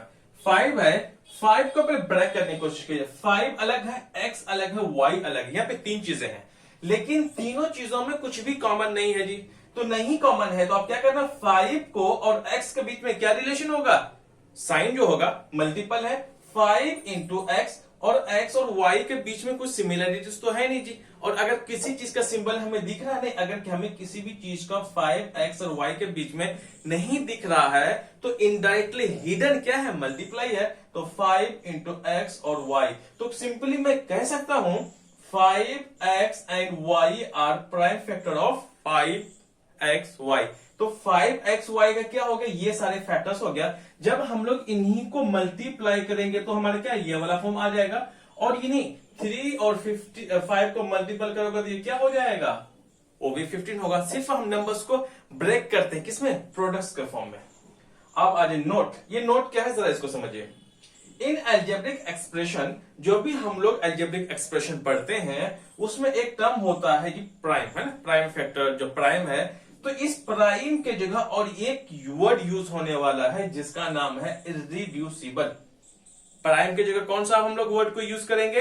वो वर्ड को यूज करेंगे इररिड्यूसिबल। इररिड्यूसिबल का मतलब क्या होता है जरा समझ लेते हैं उसको। क्योंकि देखिए, जब भी आप किसी चीज को पढ़ रहे हैं ना, तो आपके बिल्कुल जड़ तक पढ़े, तभी आपका एक बेसिक स्ट्रांग रहेगा और आगे कभी भी आपको कोई भी समस्या नहीं होगा। जब किसी भी चीज को आप जब आप क्या खंगाल करके उसको बिल्कुल एकदम रूट से बेस तक आप उसको समझते हैं, देन आप क्या करते हैं? आगे बढ़ते हैं, आपकी नॉलेज में बहुत ज्यादा इजाफा होगा। इररिड्यूसिबल का मतलब होता है इम्पॉसिबल टू मेक स्मॉलर या सिंपलर। का मतलब ऐसा टर्म्स हो जाएगा जहां पर उसको हम स्मॉल और नहीं कर सकते, ना ही तो हम उसको छोटे कर सकते हैं। जैसे कि अगर मैं मान लेता हूं 15 का मैंने लिया 3 इंटू 5, तो और हम लोग 3 को बहुत छोटा नहीं कर सकते, 5 को भी नहीं कर सकते, क्योंकि अपने आप में क्या है? प्राइम नंबर है, हम तो कर ही नहीं सकते इसको ना। इसका कुछ नहीं होगा डिविजिबल।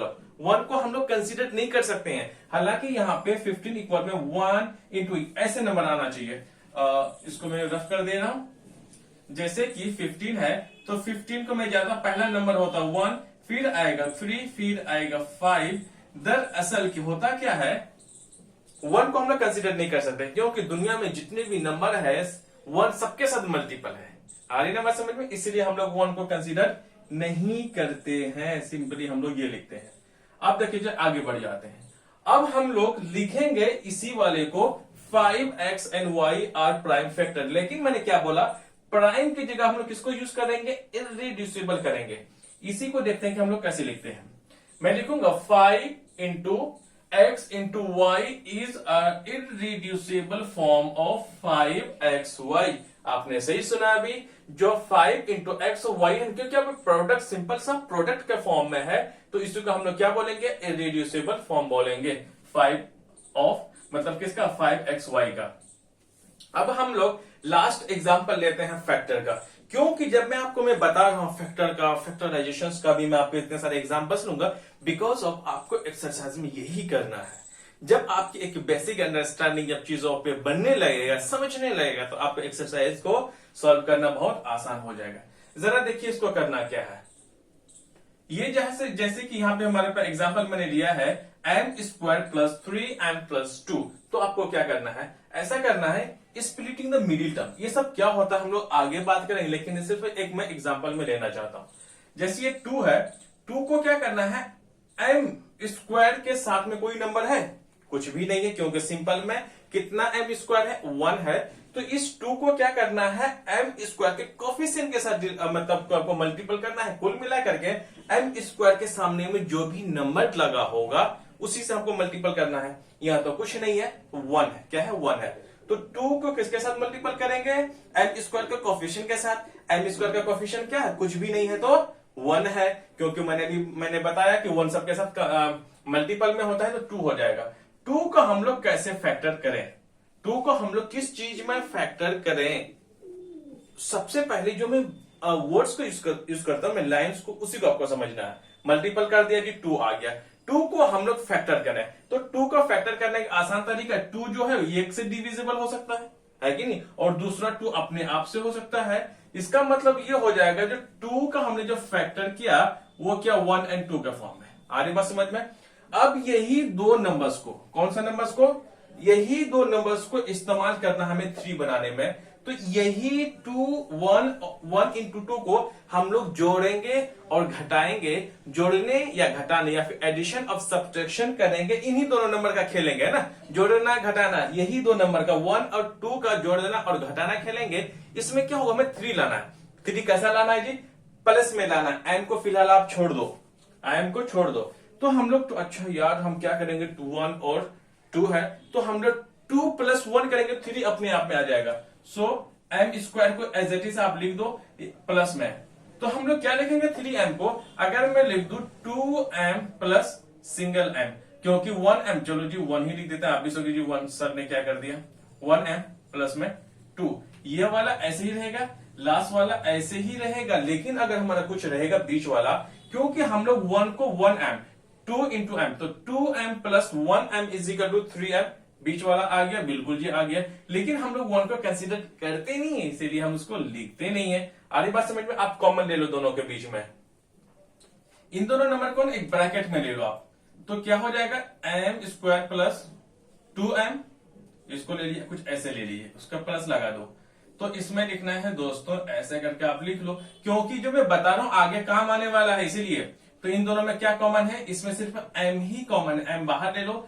2m था, m स्क्वायर का मतलब 2m है ना, मैं बोलूंगा इसमें से एक m ले लेंगे, क्योंकि m स्क्वायर का मतलब 2m है।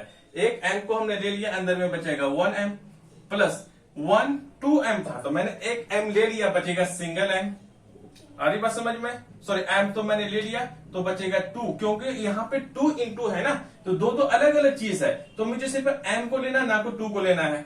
आ रही बात समझ में। 2 क्योंकि हमने m को ले लिया, 2 बच गया। फिर प्लस में अगर हम यहाँ देख लें तो इसमें से कुछ नहीं हो तो 1 कॉमन लेंगे। क्या कॉमन लेंगे, 1 कॉमन लेंगे। जब भी 1 कॉमन लेंगे तो अंदर में क्या बचेगा हमारा, वो बचेगा m प्लस 2। जरा हम इसको क्या कर देते हैं, रफ कर देते हैं, ताकि आपको समझने में आसानी हो जाए। चलिए जी, आ गया। अब क्या करना है, आप देखो इस दोनों ब्रैकेट के अंदर में सेम जैसा है वैसे ही ले लो। तो जब भी बराबर में आप लोगे तो जो ब्रैकेट में जो जैसा है वैसा ही लेना है। पहले आप देखो इस वाले m को और 1 को ले लो, तो m तो हमारा जो बाहर में था वैसे ही ले लेते हैं। ये जो 1 के सामने क्या प्लस है कि माइनस है, प्लस है, प्लस 1 ले लेते हैं। आई बात समझ में। अब क्या करना है, इन दोनों में से एक को ले लो, तो एक को हम लोग किसको ले लेते हैं, हम लोग ले लेते हैं दोनों में से एक को ले लो। मतलब इस वाले ब्रैकेट के अंदर में जो है उसको लेना है m प्लस 2, उन दोनों में से एक लेना है, क्योंकि दोनों एक ही जैसा है, m प्लस 2। तो कुल मिलाकर के जो हमारा जो फाइनली जो आंसर आएगा ये रहेगा m प्लस 1 और m प्लस 2, इसका क्या रहेगा, इसका m square plus 3m plus 2 का क्या रहेगा, फैक्टर रहेगा। अब जो फैक्टर आया, अलग अलग दो नंबर आया, तो जो फैक्टर्स आएगा इन दोनों के बीच में कैसा रिलेशन है, मल्टीपल का रिलेशन, क्योंकि इन दोनों ब्रैकेट के बीच में अगर कुछ भी नहीं है तो मल्टीपल है या फिर हम प्रोडक्ट बोलते हैं। अब आइए जी, ये रहा हमारा फैक्टर का। अब हम लोग शुरुआत करते हैं, असली जो शुरुआत होता है वो होता है हमारा फैक्टराइजेशन से। लेकिन जो भी अभी मैंने कॉन्सेप्ट थोड़ा थोड़ा मैं आपको मैं बता रहा हूं ना, वो एक्सरसाइज में और कमाल का आएगा जब मैं आपको मेथड्स ऑफ फैक्टराइजेशन का जब हम लोग देखेंगे। फैक्टराइजेशन होता क्या है उसको देखें। फैक्टराइजेशन सिंपली एक प्रोसेस है। Factorization is the process where we factorize an algebraic expression। तो आपको सिंपल से अगर कोई पूछ ले भाई, तो कोई पूछने का मतलब जब भी मैं इस वर्ड का यूज करता है, मतलब कि आप इनडायरेक्टली मैं पूछ रहा हूं और इनडायरेक्टली आपको मैं बताना चाहता हूं कि आप कैसे याद करें, आप कैसे जवाब दें इन सब चीजों को, अगर कोई भी आपसे पूछ लेगा, है ना। इनडायरेक्टली आपको मैं पूछ भी रहा हूं, साथ में समझाने की भी मैं कोशिश कर रहा हूं ताकि कि आप एक बेहतर ढंग से आप समझें। सो फैक्टराइज क्या है? एक ऐसा प्रोसेस है जब हम लोग फैक्टराइज करते हैं कोई भी अलजेब्रिक एक्सप्रेशन को, तो we write it as the product of simpler products, sorry simpler factor के फॉर्म में हम उसको मल्टीपल कर देते हैं। सो चीज मैंने भी बोला यहां पे, दीज फैक्टर्स कैन बी, ये जो फैक्टर्स हो सकता है वो नंबर्स हो सकता है। क्या हो सकता है? नंबर्स भी हो सकता है, वेरिएबल्स भी हो सकता है, या फिर कोई भी अलजेब्रिक एक्सप्रेशन का भी फॉर्म हो सकता है। जब हम लोग फैक्टराइजेशन करेंगे, फैक्टराइज करने का मतलब उस नंबर को हम ब्रेक कर देंगे, लेकिन प्रोडक्ट्स में करेंगे। जैसे कि मैंने आपको एग्जांपल मैंने लिया इसका 3 into 5, जब भी करेंगे हो सकता है हमने सिर्फ यहाँ पे नंबर वाला लिया इसलिए नंबर्स में आया, कहीं हम लोग वेरिएबल्स वाला भी ले सकते हैं, नंबर्स वाला भी हो सकता है, वेरिएबल में भी हो सकता है, साथ में कोई भी अलजेब्रिक एक्सप्रेशन का भी फॉर्म बना, जैसे कि हमारा ये बन चुका है अलजेब्रिक एक्सप्रेशन का फॉर्म, बट यहाँ पे क्या है? मल्टीपल है। उसी तरीका से याद रखना है आपको, इसको फैक्टर के याद रखना है, factorisation is the reverse process of multiplication. ये मल्टीप्लीकेशन है क्या है? बिल्कुल रिवर्स है। देखिए हम लोग ना एक ही जगह आसपास घूमेंगे, लेकिन नाम टर्म्स इतने सारे हैं इसमें, कुछ चीजें कॉमन है, कुछ चीजें एक जैसा है। जब मैं क्वेश्चंस को सॉल्व कराऊंगा तब आपको मैं बताऊंगा, तब फिर आपको समझने में आसानी होगी, है कि नहीं। तो जो फैक्टराइजेशन है वो बिल्कुल रिवर्स प्रोसेस है, किसका? मल्टीप्लीकेशन का। इसको समझते हैं और हमारा जो एक्सरसाइज होगा उसको सॉल्व करने में बहुत ही ज्यादा हेल्पफुल साबित होने वाला है। जरा देख लेते हैं। मैं मान लेता हूं प्रोडक्ट, बोला है नहीं यहाँ पे, product of simpler factor. Simpler factor का मतलब उसको फैक्टराइज करने के बाद जो वर्ड्स आते हैं उसको फैक्टर बोलते हैं। जैसे कि हम लोग क्या बोलेंगे, 3 and 5 क्या फैक्टर है? किसका फैक्टर है बच्चों? 15 का है, मतलब 15 का ही है। चलिए जी देख लेते हैं। प्रोडक्ट में मतलब होता है कि दो नंबर मल्टीपल में होंगे। क्या होंगे?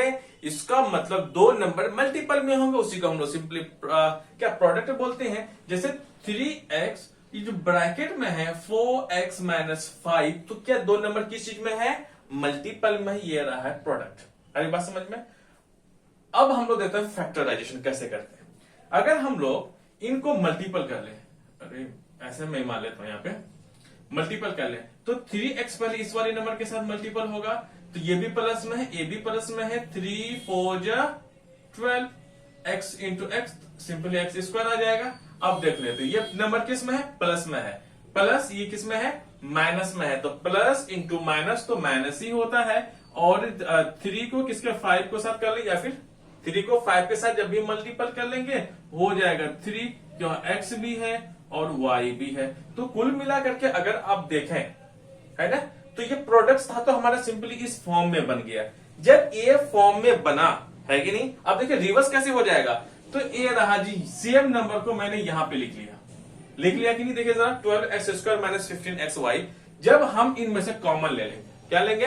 कॉमन लेने के बाद हम लोग देखेंगे जी यहाँ 12 है, यहाँ 15 है। अच्छा, इन दोनों में कोई एक ऐसा नंबर होगा जो 12 को भी डिवाइड कर रहा है और 5 को भी कर रहा है, तो हमें नजर में आए जो 3 है। 3 एक ऐसा नंबर है, देखिए पहले सिर्फ मैंने नंबर्स को ले रहा हूं, फिर हम लोग किसको लेंगे? वेरिएबल्स को लेंगे। तो 12 और 5 को जो कॉमन मतलब के जो नंबर डिवाइड करने वाला होगा, या फिर उसका दूसरा वर्ड लेते हैं हम, कॉमन का भी शब्द यूज करते हैं, राइट।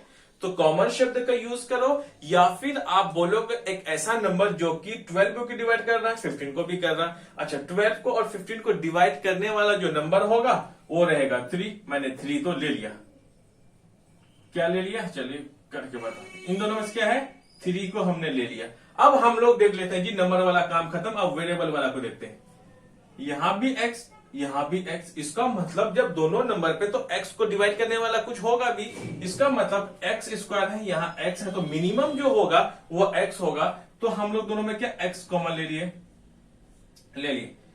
जब हम लोग यहां से ले लिए तो क्या बचेगा? 4 बचेगा, और x² में एक x ले रहे बचेगा, x बचेगा। और साथ में हम लोग यहां से 3 को किससे 5, अगर 15 को अगर हम 3 से डिवाइड कर दें तो मतलब कॉमन लेने का मतलब कितना हो जाएगा, माइनस है, माइनस को 5 लिख लीजिए, क्योंकि यहाँ x था, एक x हमने बाहर ले लिया, अंदर में क्या बचेगा, सिर्फ बचेगा y। देखिए अब कुल मिला करके जो ये वाला ना यहाँ पे आ गया, कुल मिलाकर मैं इतना कहना चाहता हूं, जब भी फैक्टराइजेशन करेंगे तो एक प्रोडक्ट है, जो भी प्रोडक्ट वो फैक्टराइजेशन होगा, जो फैक्टराइजेशन होगा वो जस्ट रिवर्स हो जाएगा, किसका हो जाएगा, प्रोडक्ट का हो जाएगा। कुल मिलाकर हम इन्हीं चीजों को सॉल्व करने की आगे कोशिश करेंगे। अब और एक दूसरा एग्जांपल ले लेते हैं। ये रहा प्रोडक्ट, मैं मान लेता हूं 2 नंबर प्रोडक्ट के फॉर्म में, इसका मतलब 2 नंबर क्या होगा, अलग अलग मल्टीपल में होगा। तो जब भी हम इस प्रोडक्ट में रहेगा तो क्या होगा उसको देख लेते हैं। प्रोडक्ट में है, जब दोनों का मल्टीपल करेंगे आप, अगर आपको अगर देखें ए इसको बी, टोटल 2a को a मान लेते हैं, 3b को हम लोग b मान लेंगे, फिर 2a को हमने तो a तो मान ही लिया अभी यहाँ पे, और माइनस वाला जो नंबर है 3b को हम लोग b मान लेते हैं। तो एक बार प्लस में है, एक बार माइनस में है ना, नंबर तो सेम ही है। तो आपने एक फॉर्मूला पढ़ा होगा, a square minus B square में क्या होता है, 1 time plus 1 time minus, 1 time plus और 1 टाइम माइनस का मतलब ये मैं कह रहा हूं आपसे कि a स्क्वायर, ऐसे लीजिए a प्लस बी और a माइनस बी का जो फॉर्मूला होता है वो होता है a square minus B square. तो कुल मिला करके ये वाला जो हमारे गिवन है वो इसको क्या कर रहा है, फॉलो कर रहा है, और इसको बिल्कुल क्या कर रहा है, उसी का सेम जैसी चीज है जो यहाँ पे लिखा हुआ है, जो लिखा हुआ है। तो कुल मिला करके मैं लिख देता हूं यहाँ पे, ये जो फॉर्मूला ये होगा a स्क्वायर, a किसको माना था हमने अभी, हमने यहाँ पे a को माना था, तो कुल मिला करके a का स्क्वायर, और साथ में हम लोग क्या लिखेंगे, यहाँ पे लिख देता है माइनस का है कि नहीं। अब हम लोग देख लेते हैं इसको, यहाँ पे आ जाएगा बी स्क्वायर किसको मैंने माना था यहाँ पे 3b को, तो 3b का स्क्वायर जब आप करेंगे तो 4 का स्क्वायर 2 का स्क्वायर रहेगा 4a का स्क्वायर तो यही रहेगा, और माइनस का माइनस ही लगा दो आप। आ रही ना बात समझ में। आप देख लीजिए 3a का स्क्वायर 9, b का स्क्वायर b। तो कुल मिला करके हम लोग जो जब 2 नंबर का जब प्रोडक्ट किए तो हमारे पास कुछ यूं आपस में खुल गया, ठीक है। जब हम लोग सेम ही नंबर को यहाँ पे मैंने लिखा है, अब हम लोग कैसे सॉल्व करेंगे, और फैक्टराइजेशन में क्या करना है, हमें प्रोडक्ट का फॉर्म में लाना है। किसमें फॉर्म में लाना है, प्रोडक्ट के फॉर्म में लाएंगे, क्योंकि हमारा एक अलजेब्रिक एक्सप्रेशन गिवन है। तो अलजेब्रिक एक्सप्रेशन में जब गिवन है तो हमें प्रोडक्ट के फॉर्म में लाना है, प्रोडक्ट फॉर्म में लाना है। अब कैसे लेकर के आ सकते हैं, कुल मिला करके ये उल्टा क्यों है, रिवर्स इसलिए है क्योंकि ये ऑलरेडी हमारे क्या प्रोडक्ट के फॉर्म में दिया हुआ था, हमें एक्सप्रेशन में लाना था। अब हमारे पास यहाँ पे एक्सप्रेशन दिया हुआ है, प्रोडक्ट के फॉर्म में लाना है, यही दोनों चीज का क्या है। अब मैं एक थोड़ा सा डिफरेंसेस में आपको मैं बता रहा था, क्योंकि आगे ये बहुत काम आने वाला है, ये तो लेंथी भी सब्जेक्ट है, मतलब चैप्टर है ये। चलो जी, इन दोनों में से क्या कॉमन है, इन दोनों में अगर हम देख लें तो सॉरी कॉमन तो होगा नहीं, है ना। सिंपली किसका फॉर्म में हमें दिख रहा है, अगर हम लोग सिंपली अगर देख लें तो a स्क्वायर इसको मान लो, है कि नहीं। जब a square minus B square तो क्या हो जाता था आपका सिंपली, अब जो यहां पर आ जाएगा 1 टाइम प्लस 1 टाइम माइनस वाला आ जाएगा। तो अगर हम लोग ले लेते हैं सिंपली, ये किसका हो जाएगा, a 4a प्लस में b तो a रहेगा, तो यहां पे क्या रहेगा, तो अगर हम लोग b को ले लेते हैं सिंपली तो कितना हो जाएगा 9b प्लस में रहा। अब इसको एक बार माइनस में लिख लेते हैं, 4a माइनस में 9b। जब हम लोग इसको लिए इसके फॉर्म में आ जाएगा, जब भी हमारा इसके फॉर्म में आ जाएगा, अगर हम देख लें तो ये सिंपली किसका फॉर्म में आ जाएगा, एक काम कीजिए सबसे पहले फॉर्मूला में तोड़ लेते हैं इसको, सिंपली सी बात है। दरअसल जो मैं लिखा था यहाँ पे 4a जो होगा ना, देखिए सिंपली सर इसको ले लेते हैं, देख लिया यहाँ पे कि ये वाला होगा। अब हम लोग देख लें, अगर हम लोग सिंपली अगर देख लें इसको तो 4a स्क्वायर माइनस का 9 का b स्क्वायर है। तो अगर हम लोग a स्क्वायर के फॉर्म में करें तो क्योंकि दरअसल जो a स्क्वायर सिंपली किसमें है, a में है, हमें 4 में कैसे ला सकते हैं, अगर मैं लिख दूं 2a का होल स्क्वायर, आ रही बात समझ में, माइनस में अगर इसको मैं लिख सकता हूं 3b का होल स्क्वायर। जब आप लोग स्क्वायर में तोड़ोगे तो सिंपली इस फॉर्म में आएगा, इस फॉर्म में तो आ गया आपका। जब आ गया तो सिंपली किसमें है, a square minus B square. तो a square minus B square का फॉर्मूला होता है a प्लस, इसको हम लोग पूरे a मानेंगे और इस वाले को b मानेंगे, जैसे कि मैंने आपको बोला। तो a प्लस बी, तो 2a प्लस में 3b एक बार लिख लेंगे। तो एक बार हम लोग 2a माइनस 3b कुल मिला करके आपको अगर आप देखें तो आप कहां पहुंचे, वही पहुंचे जहां से हमने शुरुआत किया था। तो ये रिवर्स प्रोसेस हुआ कि नहीं है? बिल्कुल रिवर्स प्रोसेस हो गया।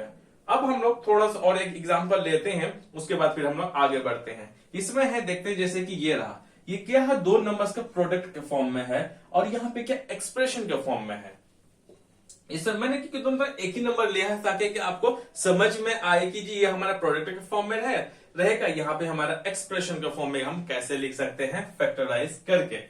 अब देख लेते हैं जी, इसमें ना हमारा 10y इज इक्वल टू है, sorry 10y into x minus 2y, तो मल्टीपल कर दिए, पहले इनके साथ करेंगे तो कितना आ जाएगा 10y x या फिर 10xy, आपकी मर्जी जो लेना चाहे।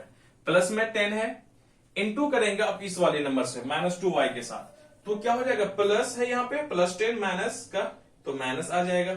10 इंटू 2 हो जाएगा 20y स्क्वायर, क्योंकि यहां पर भी y था, y इंटू y स्क्वायर ही होता है। तो कुल मिलाकर के हमारा किसमें एक्सप्रेशन का फॉर्म में बन गया जब हमने इसको मल्टीप्लाई कर दिए।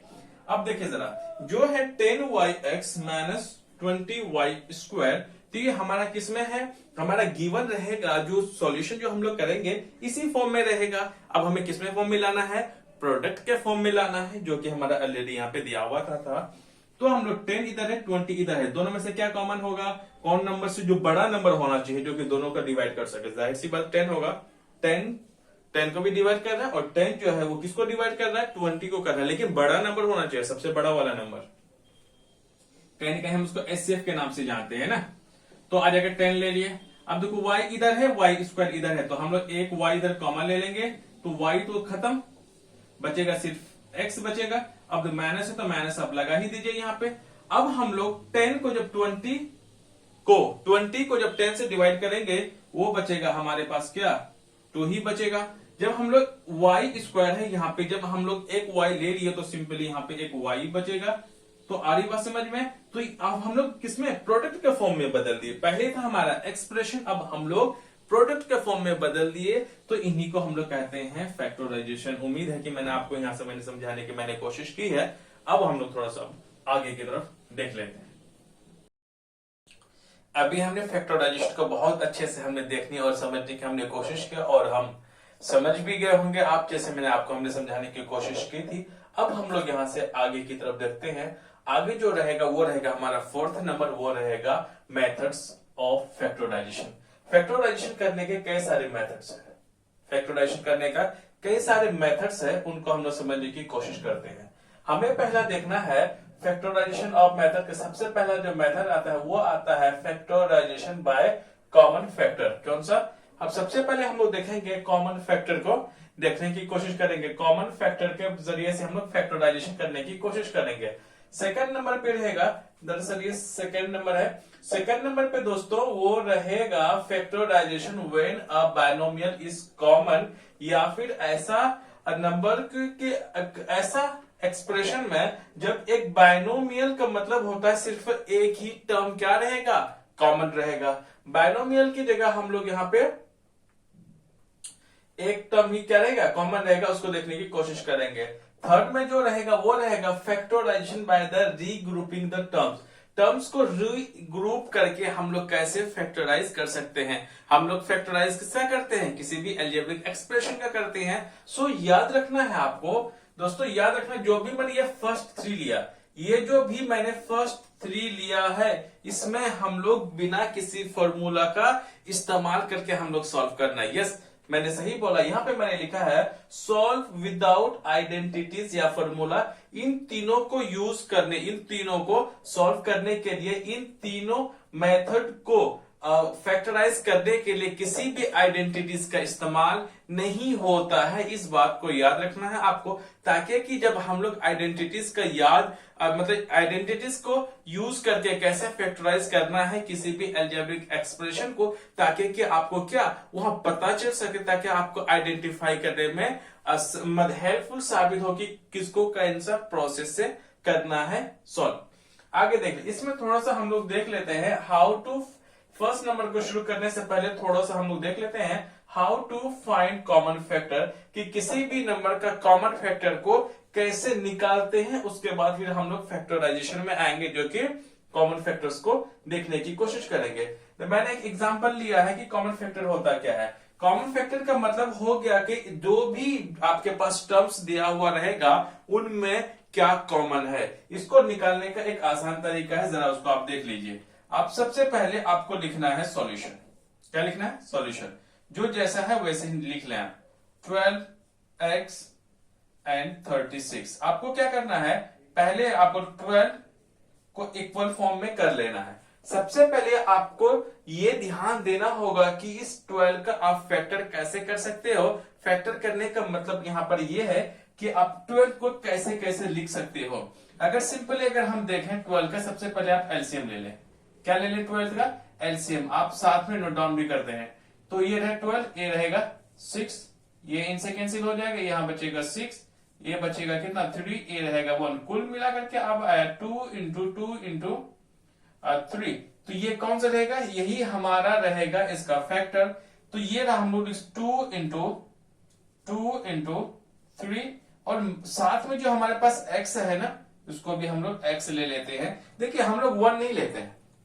हालांकि दुनिया में जितने भी नंबर्स होते हैं सारे नंबर का मल्टीपल में 1 होता है, इसलिए हम लोग 1 को कंसीडर नहीं करते हैं। एक तो ये आ गया। अब दूसरा नंबर लेते हैं जी 36।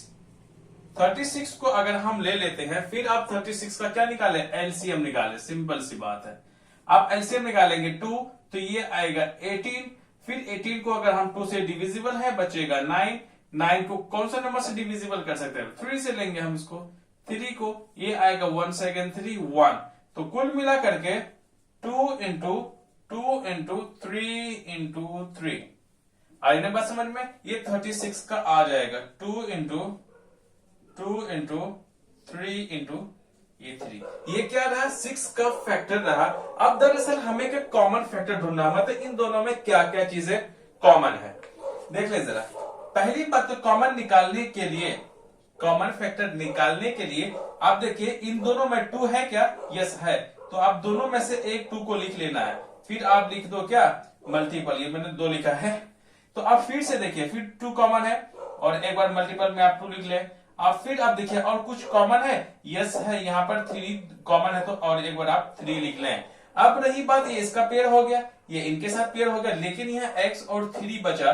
क्या यहाँ पर x है? नीचे वाले में x नहीं है, तो हम x कॉमन नहीं लेंगे। और हम लोग ऊपर में भी 3 नहीं है, इसीलिए हम लोग 3 को कॉमन नहीं लेंगे। कुल मिलाकर के बात आ जाएगी, तो इसको मल्टीपल कर दीजिए। 2 2 जा 4, 4 3 जा 12। तो कुल मिलाकर के अगर मैं कहूं 12 क्या हो गया? इस नंबर का कॉमन फैक्टर है। क्या है? तो मैं बोलूंगा, यहां पे आप लिख सकते हैं 12 is the common factor of 12x and 36। Simply आप इसको यहां पे ये लिख लें। आ रही बात समझ में? अब हम लोग यहां से आगे की तरफ कुछ और एग्जांपल्स को ले लेते हैं, फिर हम लोग यहां से आगे की तरफ फिर बढ़ेंगे, फैक्टराइजेशन में आएंगे। क्योंकि ये जरूरी है, क्योंकि एनसीईआरटी का जो बुक है उसमें पहले ही वहां पे यही एग्जांपल जो यहीं पे एक्सरसाइज में 14.1 में यही दिया गया है। राइट? आ रही ना बात समझ में? अब हम लोग दूसरा यहाँ पे ले लेते हैं। दूसरा हम लोग एग्जांपल ले लेते हैं, वो रहेगा 14p क्यू है 14p क्यू 28 p स्क्वायर और q स्क्वायर। ये रहा क्वेश्चन। हमें इन दोनों में से हमें क्या निकालनी है? कॉमन निकालनी है। अब हम लोग फिर अब कॉमन फैक्टर और भी हम लोग निकालने का प्रोसेस अभी आगे हम लोग आपको बताएंगे। ठीक है? सिर्फ एक क्या है? टेलर है, पिक्चर अभी बाकी है मेरे दोस्त। आप लिख लो जैसे 14p Q 28 p square Q square जैसे लिख ले। अब ये दो टर्म है, तो एक टर्म को पहले हम लोग यहां लिख लेते हैं, वो है 14p क्यू। तो जब हम लोग क्या करेंगे, इनको फिर से फैक्टर करेंगे। सबसे पहले आप 14 को करो। 14 को जब फैक्टर करोगे वो 2 और 7 ही आएगा, क्योंकि जब भी आप अगर आप 14 क्या कर ले, एलसीएम ले लेंगे, 2 7 जा और 7 7 1 जा, तो कुल मिलाकर के 2 इंटू 7 ही आएगा और दूसरा आ नहीं सकता है, इसीलिए हम लोग 2 इंटू 7 लिखेंगे इसको। आ रही बात समझ में? और मल्टीपल में लिखेंगे क्योंकि जो 14 और पी क्यू है दरअसल में क्या यहाँ पे, इन 14 पी और क्यू के बीच का जो रिलेशन है वो किसमें है, वो है आपका मल्टीपल में, इसलिए हम लोग पी इंटू क्यू लिख ले, बिल्कुल लिख लेंगे जी। ओके, अब दूसरा आता है हमारा, वो दूसरा जो टर्म है वो है पी स्क्वायर और क्यू स्क्वायर। अब क्या करें, 28 को अब एलसीएम ले लें। जब भी आप 28 को एलसीएम ले लेंगे 2, तो आ जाएगा इसका 14, 2 बचेगा 7 और 7 को 7 से डिवाइड करोगे बचेगा 1, कुल मिलाकर के आ जाएगा 2 इंटू 7। सो 28 का जो हम लोग फैक्टर करेंगे वो करेंगे 2 इंटू 2 सॉरी 7, आ रही बात समझ में, इंटू में। अब हम इसे मैं क्या रफ कर दे रहा हूं, आप है ना, आप देख लीजिए जरा सा, पी स्क्वायर है, इसका मतलब पी स्क्वायर है मतलब पी 2 है, पी स्क्वायर का मतलब हो गया दोस्तों पी इंटू पी, तो हम लोग पी इंटू पी लिख लें। उसी तरह से क्यू है तो क्यू इंटू हम लोग क्यू को हम लोग ओपन कर ले, क्या कहते हैं, ओपन कर लिए। हमें इन दोनों में से क्या निकालना है, कॉमन फैक्टर निकालना है। कॉमन क्या है, सबसे पहले हम लोग देख लो छोटे छोटे नंबर, क्या है 2 है, सबसे पहले हम लोग किसको 2 को ले लिए, फिर मल्टीपल लेते हैं। यहां पर 2 है, यहां पर 7 है, नहीं है, आगे बढ़ते हैं। यहां पर 7 है और यहां पर भी 7 है, तो हम लोग 7 को ले लेते हैं, फिर मल्टीपल ले लेते हैं। अब क्या दोनों में p कॉमन है, तो दोनों में से एक ले लेंगे। फिर यहाँ पे हम लोग देख ले, एक p है लेकिन यहाँ p और नहीं है, तो p को हम छोड़ते हैं। ये रहा q, एक q यहाँ पे है, तो हम दोनों यहाँ पे कॉमन ले सकते हैं हम लोग। फिर किसको कॉमन हम लोग ले लिए q, तो कितना हो जाएगा 14pq। सो 14pq जो वो क्या है, इतने 14pq और साथ में 28pq स्क्वायर का क्या है, फैक्टर है। फैक्टर का मतलब ये हो गया यही कॉमन रहेगा जो कि 14pq इसे भी डिवाइड करेगा, 14pq इसे भी डिवाइड करेगा, वो भी सबसे बड़ा नंबर। आ रही बात समझ में? अब मैंने और एक लास्ट में आपको एग्जांपल लेकर के मैं समझा दे रहा हूं ताकि कि हम लोग फिर आगे की तरफ बढ़ेंगे। अब हम लोग आगे की तरफ बढ़ते हैं दोस्तों, वो रहेगा 6abc comma 24ab square comma 12a square b। आप लिखो जी सॉल्यूशन, है ना, सॉल्यूशन ले ले। ये है तो आप चाहे तो इसको ले लो 6abc कॉमा 24ab स्क्वायर, जैसे है आप उसे एक बार लिख लें, एग्जाम में एज इट इज आपको ऐसे ही लिखना है जहां आपकी जरूरत पड़ेगी, है ना। सॉल्व करने के दौरान आप ऐसे भी लिख सकते हैं। अब आ जाते हैं जी आगे। आगे हम लोग क्या लिखेंगे, अब सबसे पहले हम लोग 6 को ए बी सी, अगर हम लोग 6 का एलसीएम अगर लें तो अगर 6 को हम तोड़ेंगे 2 और 3 का ही फॉर्म में आएगा। इसका मतलब हो जाएगा 6 को हम लोग लिख सकते हैं 2 इंटू 3, 2 को जब 3 से मल्टीपल करेंगे आपका मिलेगा 6। इसका मतलब 6 का जो फैक्टर होता है वो 2 और 3 होता है। अब देख लेते हैं, ए भी मल्टीपल में, बी भी मल्टीपल में, सी भी मल्टीपल में। एक टर्म को तो हमने साथियों देख लिया, अब हम दूसरे टर्म को लिखते हैं। दूसरा टर्म भाई साहब है 24ab स्क्वायर। अगर हम 24 का ले लें, जो बड़े बड़े नंबर होते हैं ना, आप उसका साइड में क्या एलसीएम ले लिया करो ताकि आपको आसानी हो समझने में, है ना। तो ये आ जाएगा 6, ये आ जाएगा जी 3। आप समझ रहे मैं क्या क्या कर रहा हूं, मैं वही कर रहा हूं जो एक्चुअल में करना चाहिए, है कि नहीं। 4 4 8 8 24, ठीक है।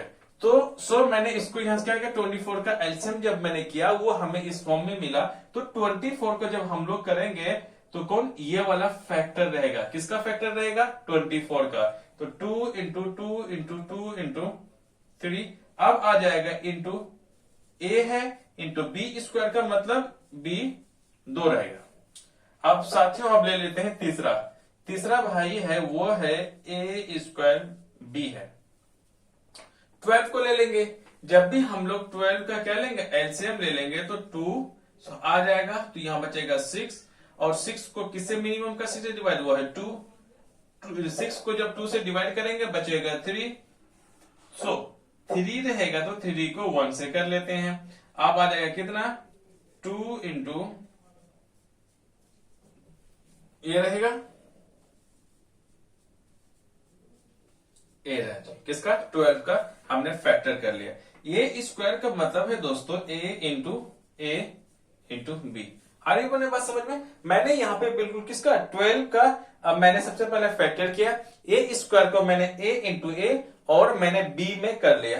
अब एज इट इज हमेशा की तरह आप देखें कि इन तीनों में क्या क्या कॉमन है, 2 2 2 दोनों तीनों में है, तो आपको एक ही बार लिखना है, 3 बार नहीं लिख देना है। आप लिखे मल्टीपल, यहाँ पे 3 है, अब देखिए 3 यहाँ, एक 3 यहाँ पे है, एक 3 यहाँ पे है। हमें इन सब 2 को छोड़ देना है क्योंकि ऊपर में और 2 है नहीं, हमने 2 ले लिया। अब ए इधर भी है, ए इधर भी है, ए इधर भी है, एक ले लिया, फिर हमने मल्टीपल लिया। बी इधर है, बी इधर है, बी इधर भी, हमने बी को ले लिया। अब हम लोग सी इधर है, लेकिन और क्या है कि सी और कहीं पर भी नहीं है, इसीलिए हम लोग यहीं पे रुक जाते हैं। आप मल्टीपल कर दिए, 2 3 या 6 आ जाएगा 6 ए बी इसका फाइनली आंसर। कुल मिलाकर के 6 A B is the common factor of 6 A B C, 24 A B square and 12 A square B. तो मैंने आपको यहां सिर्फ एक मेथड मैंने बताया कि किस हिसाब से आप कॉमन फैक्टर ले सकते हैं। अब हम लोग जो मेन मुद्दा है हमारा कौन सा ये वाला, उसको अब हम लोग यहाँ पे डिस्कस कर लेते हैं। अभी हमने अच्छे से हमने सीख लिया कि किस हिसाब से कॉमन फैक्टर 2 या 2 से ज्यादा टर्म्स का लिया जाता है। अभी हमने बेहतर ढंग से भी हमने समझने की कोशिश की है। अब हम लोग जो मेन मुद्दा हम लोगों का है वो है दोस्तों, वो कौन सा रहेगा, वो रहेगा factorisation by the common factor, कि कॉमन फैक्टर के जरिए से किस हिसाब से हम लोग फैक्टराइज करते हैं। अब हम लोग यहां से आगे की तरफ देखते हैं। देखिए अब फर्स्ट पॉइंट को हमने कर लिया, यहाँ पे यहां जो हमने अब फर्स्ट पॉइंट को लेते हैं factorisation by common factor. Common factor के जरिए से किस हिसाब से हम लोग फैक्टराइज करते हैं। इसमें क्या होता है, only one greatest term is common. तो जब भी हम लोग या इस वाले मेथड से जब भी हम लोग क्या करेंगे, एग्जाम मतलब क्वेश्चंस को सॉल्व करने की कोशिश करेंगे, तो इसमें जो कॉमन आएगा वो सिर्फ क्या आएगा, सिर्फ एक बड़ा सा कोई टर्म होगा जो कि कॉमन होगा दोनों में से, है ना। मतलब जो भी आपके पास टर्म्स दिए हुए होंगे। ओके, इनको सॉल्व करने का 2 तरीका है। पहला चीज ये है कि find the greatest common term, कि आपके पास जो भी जितने भी अलजेब्रिक या फिर अलजेब्रिक एक्सप्रेशन में जितने भी टर्म्स दिया हुआ है उनमें से आपको क्या करना है, सबसे बड़ा कॉमन टर्म को फाइंड आउट करनी है। पहली बात ये। दूसरी बात इसमें यह है विच कैन, और ऐसा नंबर होना चाहिए, ऐसा नंबर सबसे बड़ा आप ग्रेटेस्ट कॉमन टर्म तो ढूंढ लेंगे, लेकिन जो भी आप ग्रेटेस्ट कॉमन टर्म ढूंढेंगे वो क्या करना चाहिए, जितने भी टर्म होंगे उस एक्सप्रेशन में उनको डिवाइड भी करना चाहिए। अगर आप सबसे बड़ा टर्म तो लेते हैं लेकिन जितने भी टर्म है वो सबसे बड़ा टर्म जो भी आप कॉमन फैक्टर लेते हैं सबसे बड़ा, अगर वो सारे टर्म को डिवाइड नहीं कर सकता है तो वो कभी भी आपका कॉमन फैक्टर नहीं होना चाहिए, नहीं होगा। और कॉमन फैक्टर होने के लिए शर्त है जो भी सबसे बड़ा कॉमन नंबर या फिर कॉमन नंबर या फिर कॉमन टर्म लेंगे तो वो सारे टर्म को क्या करना चाहिए, डिवाइड करना चाहिए। जैसे कि मैंने एक एग्जांपल लिया यहाँ पे मैं आपको 10 एग्जांपल्स लूंगा और उम्मीद है कि आपका कॉमन फैक्टर से एक भी सवाल आपका नहीं छूटेगा। जो मैं बता रहा हूं ये आप क्लास 8th में हो, इंडिया का आप किसी भी स्कूल से हो, सीबीएसई से हैं, तो आपको सारे क्वेश्चंस आपके सॉल्व हो जाएगा। यदि अगर आप जामिया, एएमयू, बनारस हिंदू यूनिवर्सिटी के अगर आप 9th के लिए प्रिपरेशन कर रहे हैं, ये सबसे ज्यादा आपको क्या होगा, हेल्पफुल साबित होगा। आपको वहां पर भी आपका कंपटीशन एग्जाम में भी आपका एक भी क्वेश्चन नहीं छूटेगा। मैं उस हिसाब से मैं आपको यहाँ पे मैं बताऊंगा, दोनों के लिए ही ये। ओके जी, देख लेते हैं। 6 ये है ना, सबसे पहले बोला है कि इन दोनों में से कॉमन टर्म लिखो। सबसे पहले हम लोग यहां देखने की कोशिश करेंगे। हमें इस बात का तो कंफर्म है, हम इस बात को पहले से जानते हैं कि जो कॉमन टर्म होगा सिर्फ एक होगा। कितना होगा? एक होगा, वो सबसे बड़ा होगा। मेरे पास 6 है, a है प्लस 12b। सबसे पहले आप लिखिए सॉल्यूशन। क्या लिखना है? सॉल्यूशन। आप देखिए इन दोनों में से जैसे हैं आप लिख दे 6a प्लस 12b, हमने लिख लिया। अब देखते हैं कि इन दोनों में क्या कॉमन है। जैसे कि सबसे पहले हमें देखने की कोशिश करनी चाहिए कि नंबर्स को, जैसे कि यहाँ 6 है, यहाँ पे 12 है। अब देखिए 6 और 12 में इन दोनों नंबर्स को कौन डिवाइड कर रहा है? फिर से मैं रिपीट कर रहा हूं कि 6 और 12 को कौन डिवाइड कर रहा है? बड़ा नंबर होना चाहिए। 6 को 6 भी डिवाइड कर रहा है, मतलब है, और 6 जो है वो 12 को भी डिवाइड कर रहा है। इसका मतलब ये हो गया जो सबसे बड़ा जो कॉमन नंबर है वो यहां पे रहेगा 6। जो भी हम लोग कॉमन लेते हैं उसको हम लोग लिखते हैं बाहर, है कि नहीं? अब देखिए जरा, चलिए इसको मैं कर लेता हूं, दूसरे में समझा देंगे। ये रहेगा a, क्योंकि 6 के साथ मल्टीपल में क्या है? a है, तो ये हम लोग ब्रैकेट में लिखेंगे। जो कॉमन लेंगे वही ब्रैकेट के बाहर लिखेंगे। फिर प्लस है, आप प्लस लगा दीजिए। अब देखिए यहाँ पे इस 12 को 6 से डिवाइड कर दे, आपके पास क्या बचेगा? अगर हम लोग इसको करेंगे तो जाहिर सी बात बचेगा, आपके पास बचेगा 2। यहाँ पे लिख दीजिए 2। हमने कॉमन सिर्फ 6 को लिया है, ना कि b को, तो आपका b ऐसे ही रह जाएगा। कुल मिलाकर के आपका क्या होगा? यही हो गया आंसर। तो आप लोग यहाँ पे लिख सकते हैं कि भाई 6a प्लस 12b का जो क्या रहेगा, जो सबसे बड़ा कॉमन नंबर रहेगा वो क्या रहेगा? वो रहेगा आपका 6 ही रहेगा। क्या रहेगा? 6 कॉमन फैक्टर रहेगा। तो कुल मिलाकर के हमने ये रहा। कुल मिलाकर के अगर हम देखने की कोशिश करें, जो ये वाला टर्म रहेगा ना, ये हमारा रहता है अलजेब्रिक एक्सप्रेशन में, और हमें अलजेब्रिक एक्सप्रेशन में रहता है, लेकिन हमें लिखना किस में होता है? कॉमन, इसमें हमें लिखना होता है प्रोडक्ट्स के फॉर्म में लिखना होता है। प्रोडक्ट्स का मतलब होता है मल्टीपल में। हमने तो लिख दिया। अब मैं यहां से दूसरा एग्जांपल ले रहा हूं। दूसरा जो एग्जांपल रहेगा दोस्तों वो रहेगा 15, दूसरा रहेगा, ये रहेगा 12x प्लस का 15। इसको लेना है। इसको अगर हम लोग यदि हम ले लेते हैं, इसको हमें क्या फैक्टराइज करना है। जब भी फैक्टराइज करना होता है तो मैंने क्या बोला कि जब भी हम लोग फर्स्ट 3 को जब हम लोग सॉल्व करेंगे, हम लोग किसी भी आइडेंटिटीज का इस्तेमाल नहीं करेंगे, क्योंकि हमें देखने से पता चल रहा है कि भाई यहाँ पे कोई भी आइडेंटिटीज हमें यहाँ लगने वाला है ही नहीं, तो हम अप्लाई कैसे करेंगे? अब देख लीजिए, जैसे है वैसे ही आपको 12x प्लस का 15 आप ऐसे ही लिख लीजिए। लिख लेने के बाद, फिर से मेरे बेटे, लिख लेने के बाद अब देखिए हम नंबर्स को लेना है। पहले क्या नंबर्स को देखिए, 12 और 15 को कौन एक ऐसा नंबर है जो कि दोनों को ही क्या कर रहा है? डिवाइड कर रहा है। तो आपको जब भी देखना है इन दोनों को कौन डिवाइड कर रहा है, तो आपके नजर में दौड़ाइए। जैसे कि 2 है, 2 से तो पहले आपको क्या 12 तो हो जा रहा है, फिर मैंने बोला 12 एंड 15 को कौन एक ऐसा नंबर है जो कि दोनों ही नंबर को डिवाइड कर रहा है, वो बड़ा नंबर होना चाहिए। देखिए जब भी आप इस लेवल के जब भी आप पढ़ाई करते हैं ना, तो इसमें क्या है कि ज्यादा बड़ा नंबर कुछ भी यहाँ पे है नहीं, आपको छोटा ही नंबर लेना है। 12 है, ये 3 को अगर हम देख ले, 3 जो है इसको भी डिवाइड कर रहा है, 3 इन्हें भी डिवाइड कर रहा है। तो आपको क्या नजर दौड़ाना पड़ेगा, जिस हिसाब से मैं बोलता हूं आपको बोलना पड़ेगा। तो यहां देखते हैं हम लोग 3 कॉमन लेगा, हमने तो ले लिया।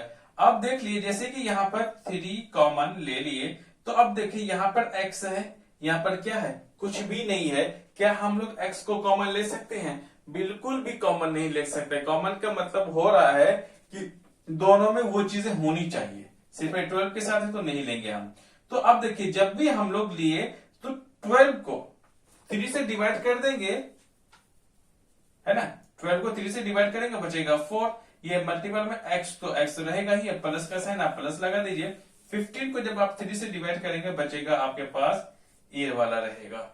जब ये वाला रहे तो आपके पास फाइनली आंसर क्या होगा? आंसर आपका यही होगा। कुल मिलाकर के ये यहां से यहां तक आ गया। आप किसी की चीज की भी तैयारी कर रहे हैं, है ना? एएमयू या BAHU की तैयारी करें या फिर आप जामिया की करें, तो आपके पास एक बेसिक जानकारी बहुत होनी चाहिए। तभी आप शॉर्टकट मेथड का इस्तेमाल कर पाते हैं, जब आपको बेसिक जानकारियां होने लगती हैं। या फिर क्लास 8th में हो, कहीं पर भी आप पढ़ रहे हैं, तो सबसे पहले आपके पास बेसिक जानकारी होनी चाहिए। चलिए आगे बढ़ जाते हैं। ये रहा हमारा आंसर। अब हम लोग तीसरा कोई एक क्वेश्चन को ले लेते हैं। अब हम लोग जो तीसरा लेंगे वो रहेगा, 6c² माइनस 4cd। आप हमेशा की तरह आप लिखें यहां पे सॉल्यूशन। अब देखें इन दोनों में क्या है कि आप सबसे पहले आप 6c² माइनस 4cd को लिख लीजिए। अब देखिए पहले नंबर्स को हमेशा मैं बोलता हूं नंबर्स को लीजिए। एक रहा हमारा 4, एक रहा है 6। आप क्या करें तो 6 और 4 को कौन एक ऐसा बड़ा नंबर है जो कि इन दोनों को डिवाइड कर रहा है, कुल मिलाकर के हम ऐसे बोलते हैं ऐसे क्या था, हाईएस्ट कॉमन फैक्टर। इसका मतलब अगर मैं बोलूं एक ऐसा बड़ा नंबर जो कि इनको और इन दोनों को डिवाइड कर रहा हो तो आपको जाहिर सी बात 2 नजर आएगा। क्या आएगा इसमें से? 2 नजर आएगा। कुल मिलाकर कॉमन फैक्टर की मैं बात कर रहा हूं, है ना, जो कि सबसे बड़ा नंबर इसको डिवाइड कर रहा है वो 2 होगा। 2 इसे भी डिवाइड कर रहा है, 2 इसे भी डिवाइड कर रहा है। सो तो हमारा 2 हो जाएगा बाहर।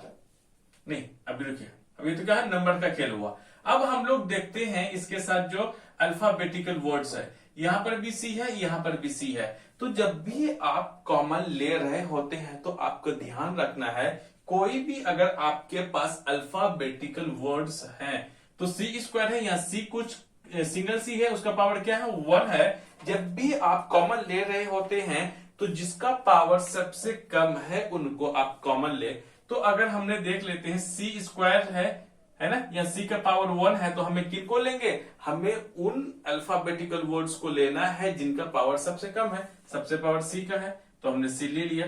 अब हम लोग देखते यहां पर d है लेकिन यहां पर d नहीं है। क्या हम d कॉमन लेंगे? बिल्कुल भी नहीं लेंगे दोस्त, है कि नहीं। आगे बढ़ जाते हैं। अब 2 से 6 को डिवाइड कर दिए, बचेगा 3। अब देखिए यहां c² का मतलब होता है c इंटू सी। तो हमने कितना c को लिया? 1 लिया, तो अभी भी तो 1 c बचेगा ना। इस 3 के साथ आपने c लिख दिया और माइनस। अब क्या करेंगे, इस 4 को 2 से डिवाइड करेंगे तो आपके पास बचेगा 2 बचेगा। 1 c था, हमने 1 c ले लिया, c ले लिया तो यहाँ पे कुछ भी नहीं बचेगा। अब बचा भाई साहब d तो हमने कॉमन लिया ही नहीं, इसलिए हम लोग d नहीं लिया तो हम इसको छेड़ना नहीं है। ये हमारा क्या हो गया? आंसर आ गया। जब आप लोग इसको मल्टीपल करेंगे तो पता है हमें फिर यही चीज आ जाने वाला है। आइए अब आ जाते हैं हम लोग 4th नंबर पर। 4th नंबर का जो रहेगा वो है, ये बड़ा छोटू सा सवाल आ गया यार, है रहेगा 7। अरे मैं y ही ले लेता हूं यार, चलो आप फटाफट करके दिखाओ। आप इसको करने की कोशिश कीजिए। पॉज कर दीजिए, मुझे पॉज कर दीजिए। नहीं, मुझे पॉज नहीं करना है, आपको वीडियो को पॉज करना है। आप वीडियो को पॉज कर लें, आप कोशिश कर रहे हैं कि इसको सॉल्व करने की कोशिश करें, है ना।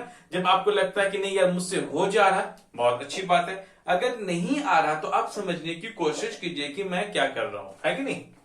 जैसे जैसे मैं रिपीट करता हूं ना, आप भी उसी हिसाब से वीडियो को पॉज करके रिपीट करने की कोशिश करो। फिर से आप उससे क्या करो, बैक करो, फिर से इस चीज को सुनो। जब भी आप ध्यान से आप 2 से 3 बार सुनेंगे ना, यकीन मानिए आपका इस चैप्टर में से आपका एक भी सवाल छूटने वाला नहीं होगा। मैं गारंटी देता हूं आपको, ठीक है। गारंटी मैं इसलिए दे रहा हूं क्योंकि पिछले 5 साल का टीचिंग का एक्सपीरियंस है और बच्चे को मैं नस नस से वाकिफ हूं, इसलिए मैं कह रहा हूं। आपको रिपीट करना बहुत जरूरी है। जैसे जैसे मैं बोलता हूं, जब इस तरह का आपके भी हैबिट होने लगेगा ना तो आपको चीजों को समझने में आसानी भी होगा। इंसान सोच तो बहुत लेता है ना। जब वही चीज अगर इंसान को बोलने के लिए बोलो ना तो बोल नहीं पाता है जल्दी वो। क्यों? क्योंकि हमें सोचना, हम सोच बहुत सारी चीजें लेते हैं लेकिन हम बोल उतना ज्यादा नहीं पाते जितना हम सोच लेते हैं। इसीलिए आप बोल बोल करके याद करने की कोशिश कीजिए। जब आपको समझ में आएगा तभी बोल पाओगे। दिमाग में तो बहुत कुछ चलते रहता है लेकिन आपका बाहर वही आएगा जो आपको समझ में आया होगा। आ रही ना बात समझ में?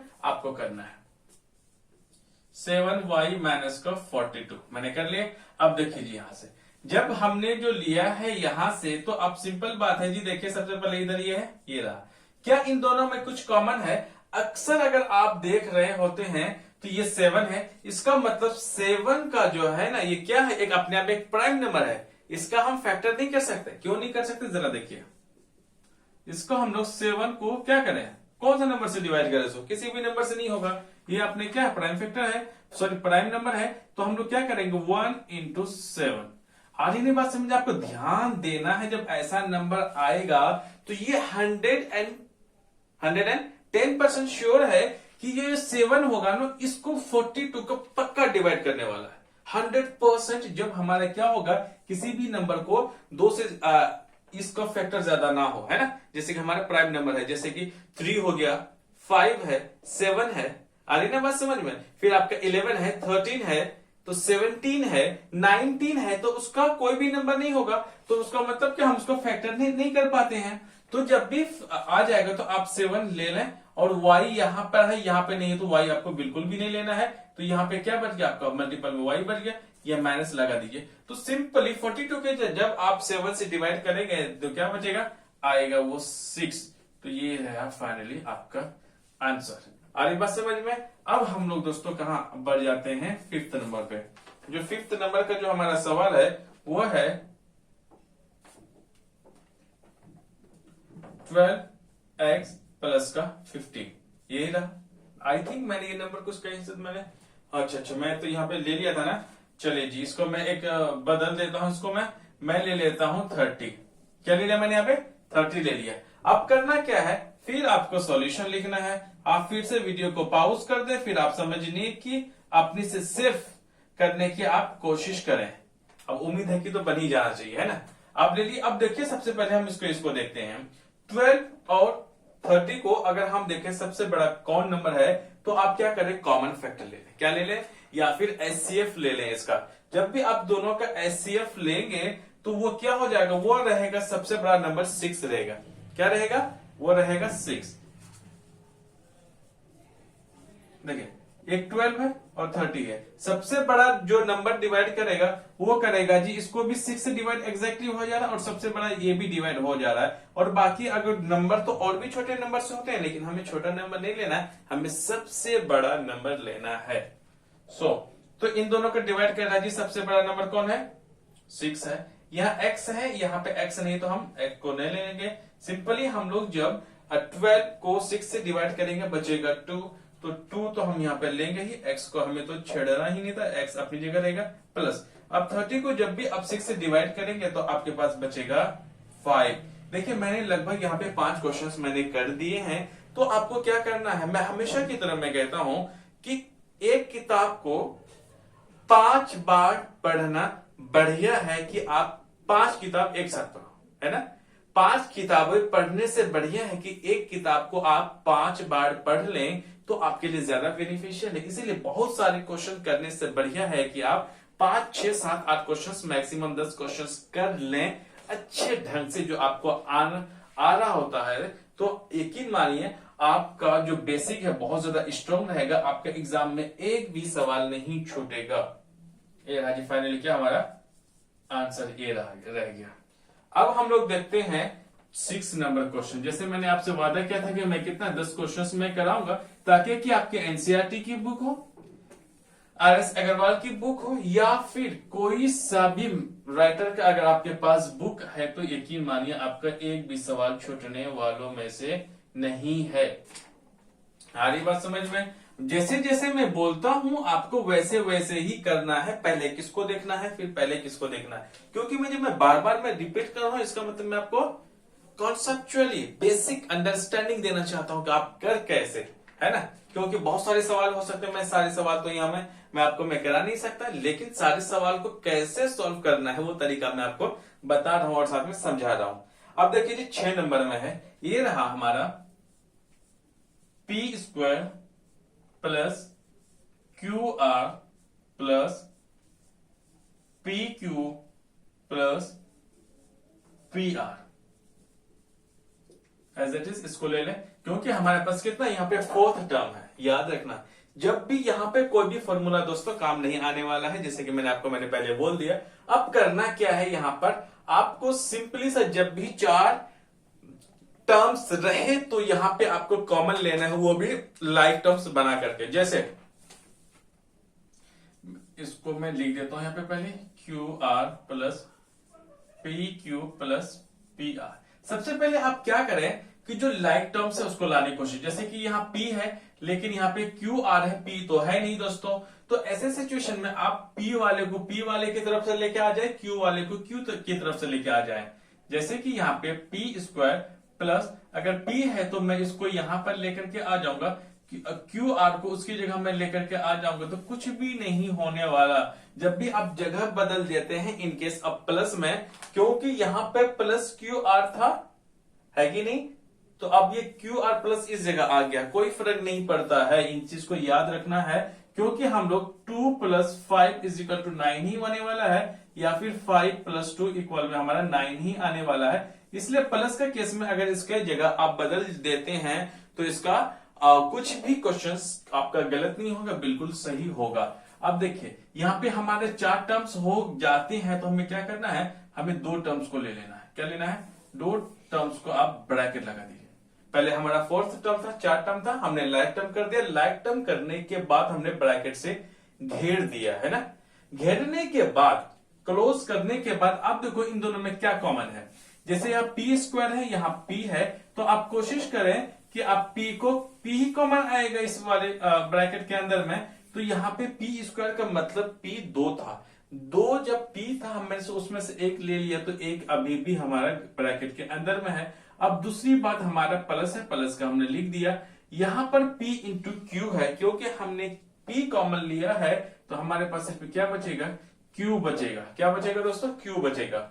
अब आगे हम लोग देख लेते हैं, क्यू आर है, यहाँ पे पी आर है, इन दोनों में क्या ऐसी कॉमन है, यहाँ पे हमें सिर्फ आर दिख रहा है, तो आर यहाँ पे आप ले लें, तो ब्रैकेट में बचेगा क्यू और बचेगा यहाँ पर पी, नहीं पी ही बचना चाहिए, तो यहाँ पर हमारा थोड़ा सा ठीक है।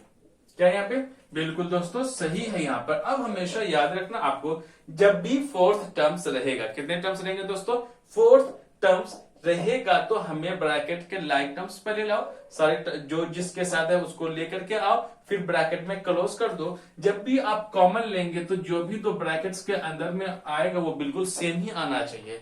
अगर ऐसे केस में अगर आपके ब्रैकेट में जो आ रहे हैं, जैसे कि p + q है, यहाँ q + p है, बात बराबर है। अगर इन दोनों ब्रैकेट के अंदर में अगर अलग अलग चीजें आ जाती हैं, अगर सेम चीज नहीं आ पाता है तो समझ लेना वो गलत है। अगर इस दोनों ब्रैकेट के अंदर में अगर एक ही जैसा चीज है तो वो बिल्कुल आपका परफेक्ट है। तो हम लोग क्या करेंगे, यहाँ पे p को प्लस, जो भी यहाँ पे साइन रहेगा साइन के साथ लेना है, प्लस है तो प्लस लेना है, माइनस लेना है तो माइनस को लेना है। p + r हमने ले लिया, तो अब हमारे पास हमने फिर ऐसे एक ब्रैकेट को शुरुआत कर दिया, इन दोनों में से आप एक ले लो। देखो यहाँ p + q है, लेकिन यहाँ q + p है, दोनों एक ही चीज है, तो इन दोनों में से आप एक चीज ले लो। मैं ले लेता हूं दोस्तों p + q, तो जो भी आएगा फाइनली यही हमारा आंसर आ गया। क्या आ गया हमारा, यही हमारा आंसर आ गया कि इन दोनों में जो कॉमन जो रहेगा हमारा p + r रहेगा और प्लस p + q रहेगा हमारा कॉमन। अब आ जाते हैं दोस्तों, अब हमारा आ जाता है 7th नंबर पे। 7th नंबर का जो सवाल है वो थोड़ा सा हटकर तो नहीं है, बिल्कुल ऐसे ही है। 10a² - 15b² प्लस का 20c²। सॉल्यूशन लिख लिया, जो जैसे ही एक बार आप ऐसे ही लिख लीजिए, ताकि कि आपका एग्जाम में बढ़िया जो एग्जामिनर होगा वो क्या करेंगे, आपका अच्छे से वो समझ पाएंगे, है ना। लिख लिया। अब देखिए जरा, 10 है, 15 है और 20 है, सबसे बड़ा नंबर यहां पर कौन सा होगा जो कि यहां बड़े से काटने की कोशिश करेगा। देखिए 10 है तो 10 को हम 2 से भी डिवाइड कर सकते हैं, एक 5 से भी कर सकते हैं। हर एक बात समझ में। अब देखिए पहले मैंने क्या बोला, 2 और 5 बोला, तो अगर हम दूसरा वाले नंबर को देखिए साइन को नहीं देखना है, यहाँ पे साइन को जैसे देखना है फिर तब मैं आपको मैं बताऊंगा। तो अब देखना 15 होता है 3 और 5 से, तो कुल मिलाकर के हमें आगे और देखने की जरूरत भी नहीं है, क्योंकि 10 का जब आप फैक्टर करेंगे, 10 का दोस्तों जब भी आप फैक्टर करेंगे 2 × 5 ही आने वाला है, और अगर आप 15 का कर लें तो आपका 3 × 5 ही आने वाला है। कुल मिलाकर के दोनों में कॉमन क्या है, 5 है, तो कुल मिलाकर के दोनों में 5 है, तो पक्का तीसरा में तो आना ही होगा 5। क्या होगा, आना ही होगा, क्योंकि अगर हम लोग अगर कुछ और से भी ये होता है, क्योंकि 20 का टर्म तो बहुत ज्यादा होता है। 20 जो है 2 से भी डिवाइड होता है, 4 से भी होता है, 5 से भी होता है, 10 से भी होता है, और अपने आप 20 से भी डिवाइड होता है, लेकिन हम उतना तो लेंगे नहीं क्योंकि हमारा इस सबको तो कॉमन करना चाहिए ना। तो ऐसा नंबर जो कि तीनों नंबर से डिवाइड होना, तीनों नंबर को डिवाइड करना चाहिए, ऐसा नंबर होगा। तो हमारे दोस्तों क्या होगा, यहाँ पे 5 होगा। 5 तो हमने ले लिया कॉमन। अब देखिए यहाँ पे ए स्क्वायर है, यहाँ पे बी स्क्वायर है, दोनों में कोई कॉमन नहीं है। यहाँ पे हमारा बिल्कुल सी स्क्वायर है, तो यहाँ पे हमारा तीनों में कुछ कॉमन नहीं है, तो आप यहाँ पे लगा दीजिए। अब 10 को 5 से अगर डिवाइड कर देंगे बचेगा 2। ए स्क्वायर तो रहेगा ही क्योंकि बाकी और सब में है नहीं, जो जैसे साइन है आप वैसे ही लगा दीजिए। अब 15 है, 15 को अगर 5 से डिवाइड करेंगे दोस्तों वो बचेगा आपका 3। अब बात रही यहाँ पे बी स्क्वायर, तो अपने आप में भी रहेगा। और प्लस की अगर हम बात कर लें दोस्त तो क्या बचेगा आपके पास 20 है, तो अगर हम लोग 20 को अगर 5 से डिवाइड करेंगे बचेगा 4। सी स्क्वायर तो अपने आप जगह ही रहेगा। तो कुल मिलाकर के हमारा क्या हो गया, आंसर आ गया। तो हमें यहाँ पे एक चीज का बहुत अच्छे से पता चल गया कि हमें फैक्टराइज करने के लिए देगा। क्या देगा हमें जब भी फैक्टराइज करने के लिए देगा तो आपको किसमें, प्रोडक्ट्स के फॉर्म में लिखना है। किसमें लिखना है कि दो नंबर्स का, दो या जितने भी कॉमन फैक्टर्स होंगे उनका प्रोडक्ट में आंसर आएगा। जब आप इनको मल्टीपल करेंगे ना दोस्तों, फिर आपको फिर यही घुमा करके फिर यही आंसर आ जाने वाला है, जो कि मैं पहले में आपको मैं बता चुका हूं। अब बचे हमारे 3 सवाल। आप इसको फटाफट कर लो नोट, क्योंकि मैं इसको रफ करने के लिए जा रहा हूं, है ना।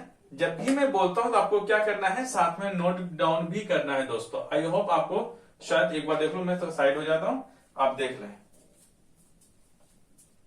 ठीक है।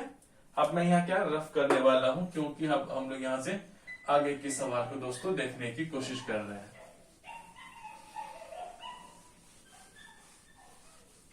चलो अब हम लोग क्या करते हैं, यहां से आगे की सवाल करते हैं।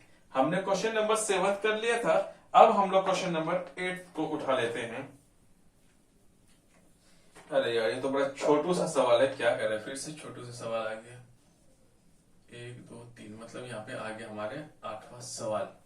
8वां जो सवाल आया है, तो थोड़ा सा मैंने सवाल को मैं चेंज कर देता हूँ। बड़ा सिंपल सा छोटू सवाल है तो मैं बड़ा कर देता हूँ उसको, अपने हिसाब से मैं लेता हूँ। ये रहेगा 10x स्क्वायर y प्लस 15 ये लेता हूं मैं, यहाँ पे ले लेता हूं मैं 30 y स्क्वायर x ले लेता हूं, और एक नंबर ले लेता हूं, वो रहेगा आपका 20 y और z। ये मान लिया आपका सवाल है। क्या दोस्तों, ये हमारा सवाल है, इसको हमें सॉल्व करना है ना। तो सॉल्व करना है जैसे है, पहले मैंने बोला, मैंने आपको वैसे ही आप इसको क्या कर लेते हैं, लिख लेना। आपको लिख लिए, पक्का नहीं लिखे तो दोस्त लिख लो यार। ओके जी, इतना आ गया। अब हमें ध्यान देना है, सबसे पहले हमें नंबर पे ध्यान देना है। 30 20 कौन ऐसा नंबर होगा जो कि तीनों को डिवाइड कर रहा है। तीनों का मतलब 10 को भी डिवाइड कर रहा है, 30 को भी कर रहा है, 20 को भी कर रहा था। अच्छा समझ में आ गया, पक्का ना। हाँ मुझे पता है कि आपको पता चल गया वो नंबर कौन सा, 10 होगा। कौन सा होगा दोस्त, 10 ही नंबर होगा। अब ध्यान देना, क्या करना है, ध्यान देना है। यहां पर एक्स स्क्वायर है, यहां पर एक्स है, तो इसका पावर 1। अब यहां पर देना है, यहां पे क्या है दोस्त, कुछ भी नहीं है, एक्स स्क्वायर है, यहाँ पे एक्स है, लेकिन क्या थर्ड टर्म में एक्स है, नहीं है। क्या हम कॉमन लेंगे, नहीं लेंगे कॉमन, क्योंकि अगर मैं मान लेता हूं मैं हूं आपका दोस्त, आपका भाई नासिर, एक मेरा दोस्त है इस साइड में है और एक दोस्त मेरा इस साइड में है। कुल मिलाकर के आपके हिसाब से हम तीसरे कितने, 3 दोस्त हैं। 3 दोस्त, अगर मैं आपसे कोई भी आपसे पूछ ले यार इन तीनों में एक कॉमन चीज बता दो, हो सकता मैं एक टीचर हूं, साधारण से एक शिक्षक आदमी, हो सकता मेरा भी दोस्त क्या है, वो भी शिक्षक है, ये भी शिक्षक है। तो आप बोलोगे कि सर जो भी आपसे पूछेगा उनको बताना कि इन तीनों में एक चीज कॉमन है, तीनों आदमी क्या है, एक साधारण और बेचारा सा क्या है, शिक्षक आदमी है। तो इन तीनों में कॉमन होना चाहिए, है कि नहीं, तो कॉमन होना चाहिए। हो सकता है कि अगर हमें एग्जाम्पल लूं, हम लोग 3 दोस्त हैं, 3 में से 2 शिक्षक आदमी हैं, एक डॉक्टर है, क्या हम तीनों में कॉमन होगा शिक्षक, बिल्कुल नहीं होगा कॉमन शिक्षक यार, क्योंकि हम दोनों में तीसरा में नहीं है। सामने वाले ने तीनों से कॉमन पूछा कि तीनों को मिला के बताओ क्या कॉमन है। आ रही ना बात समझ में, ओके। तो हमारे यहाँ पे x तो होने वाला है नहीं, क्योंकि यहाँ पे x नहीं है इसलिए। अब y इधर है, y स्क्वायर इधर है, y इधर है, y का कुछ नहीं तो पावर 1, यहाँ भी पावर 1। तो मैंने क्या बोला, इसका सबसे जो कम पावर वाला होता है इसमें तीनों में से वो है y का पावर 1, तो y को हमने लिखना नहीं है। अब आई बात z तो यहाँ पे है लेकिन रिमेनिंग टू टर्म्स में नहीं है, तो हम यहाँ पे नहीं लेंगे। 10 को 10 से डिवाइड करेंगे, बचेगा दोस्तों 1 को तो हम तो लिखते नहीं है मल्टीपल के केस में, तो कुल मिलाकर के आ जाएगा हमारा एक्स स्क्वायर, क्योंकि y 1 था तो मैंने 1 ले लिया। अब प्लस में आ जाते हैं, तो जब हम 30 को 10 से डिवाइड करेंगे दोस्तों बचेगा 3, है ना, 3 ही तो बचेगा ना। अब y स्क्वायर में से y स्क्वायर का मतलब होता है y इंटू वाई, तो हमने एक ही को लिया है तो एक लेंगे, तो अभी भी तो एक बचेगा ना, हमने यहाँ पे लिख लिया। अब x है तो दोस्तों x उसको भी लिख लो, आप प्लस लिख लो। 20 को जब आप 10 से डिवाइड करोगे मतलब 20 को आप जब 10 से डिवाइड करेंगे तो आपके पास सिंपली कितना बचेगा, 2 बचेगा। क्या बचेगा, 2। y 1 था, हमने 1 कॉमन ले लिया तो y से खत्म, बचे z को बेचारे को सिंपली लिख दो। तो आपका ये फाइनली क्या हो गया, ये आपका आंसर आ गया। इसका आंसर यही आएगा। अब हम लोग अगला सवाल की तरफ, मतलब अगले सवाल की तरफ अब हम लोग आगे की तरफ बढ़ते हैं। जो आपका जो 90 नंबर का सवाल है वो है थोड़ा सा हटके नहीं है, तो ऐसे भी सिंपल है, -3x स्क्वायर -3x, ये रहा है कि नहीं। लो यार ये ना अब हमारा काम का ये है नहीं, सिंपली मैं इनसे मैं रफ करूंगा। ये बेचारा कागज हो गया हमारा कोड़ा कागज। चलो दोस्त आगे बढ़िए, 2 पैसे तो मेरा उंगली की छाप भी चल गया है। चलो अब सॉल्यूशन हमेशा की तरह अब करो क्या, मुझे यहाँ पॉज कर लो, है ना। पॉज करने के बाद आप इसको सॉल्व करने की कोशिश करो, है ना। अब सॉल्व करने की कोशिश करो, जब सॉल्व करने की कोशिश करो फिर इसको क्या करना है, प्ले बटन को दबाएं। जब फिर से मैं बोलना शुरू हो जाऊंगा आप देखना शुरू हो जाओ। अगर आपका सही है तो उसे आगे कर दो, और अपने आप को शुक्रिया अदा करो कि आपने कर लिया। अगर नहीं किया हो तो गधे आगे देख लो, आगे कर लोगे। सॉरी टू से गधे हैं, क्योंकि जब मैं ऑफलाइन क्लासेस लेता हूँ ना मैं बहुत कुछ बोल देता हूँ, ठीक है दोस्तों, बुरा नहीं मानने का, है ना। चलो आगे देखते हैं, आप तो बहुत अच्छे बच्चे हो यार। चलो जी अब लिख लिया, तो यहाँ पे 3x स्क्वायर माइनस का 3x हमने तो ले लिया दोस्त। अब करना क्या है यहाँ पर, अब देखो यहाँ x क्यूब है, यहाँ x स्क्वायर है, यहाँ x है, तो जिस कुल मिलाकर के इसका भी तो पावर दोस्त क्या है, 1 है। तो कोशिश करो इसके साथ में पहले वाला, क्या यहाँ पे 3 है, बिल्कुल भी नहीं, लेकिन यहाँ पे 3 है, यहाँ पे 3, क्या यहाँ पे 3 नहीं है ना, तो हम लोग 3 को कॉमन नहीं ले सकते क्योंकि इन दोनों में है, तीसरे वाले भाई में नहीं, तो हम तो नहीं लेंगे।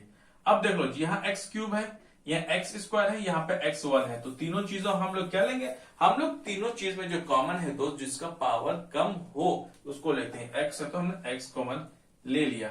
यहाँ x क्यूब था मतलब x 3 था, जब x 3 में से जब हमने एक x ले लिया तो सिंपली x क्या बचेगा, 2 ही बचेगा। माइनस लगा दो, 3 तो हमने लिया नहीं, 3 को एज इट इज लिख दो। यहाँ पे x स्क्वायर में से एक x ले लिया तो बचेगा सिंपल सा x।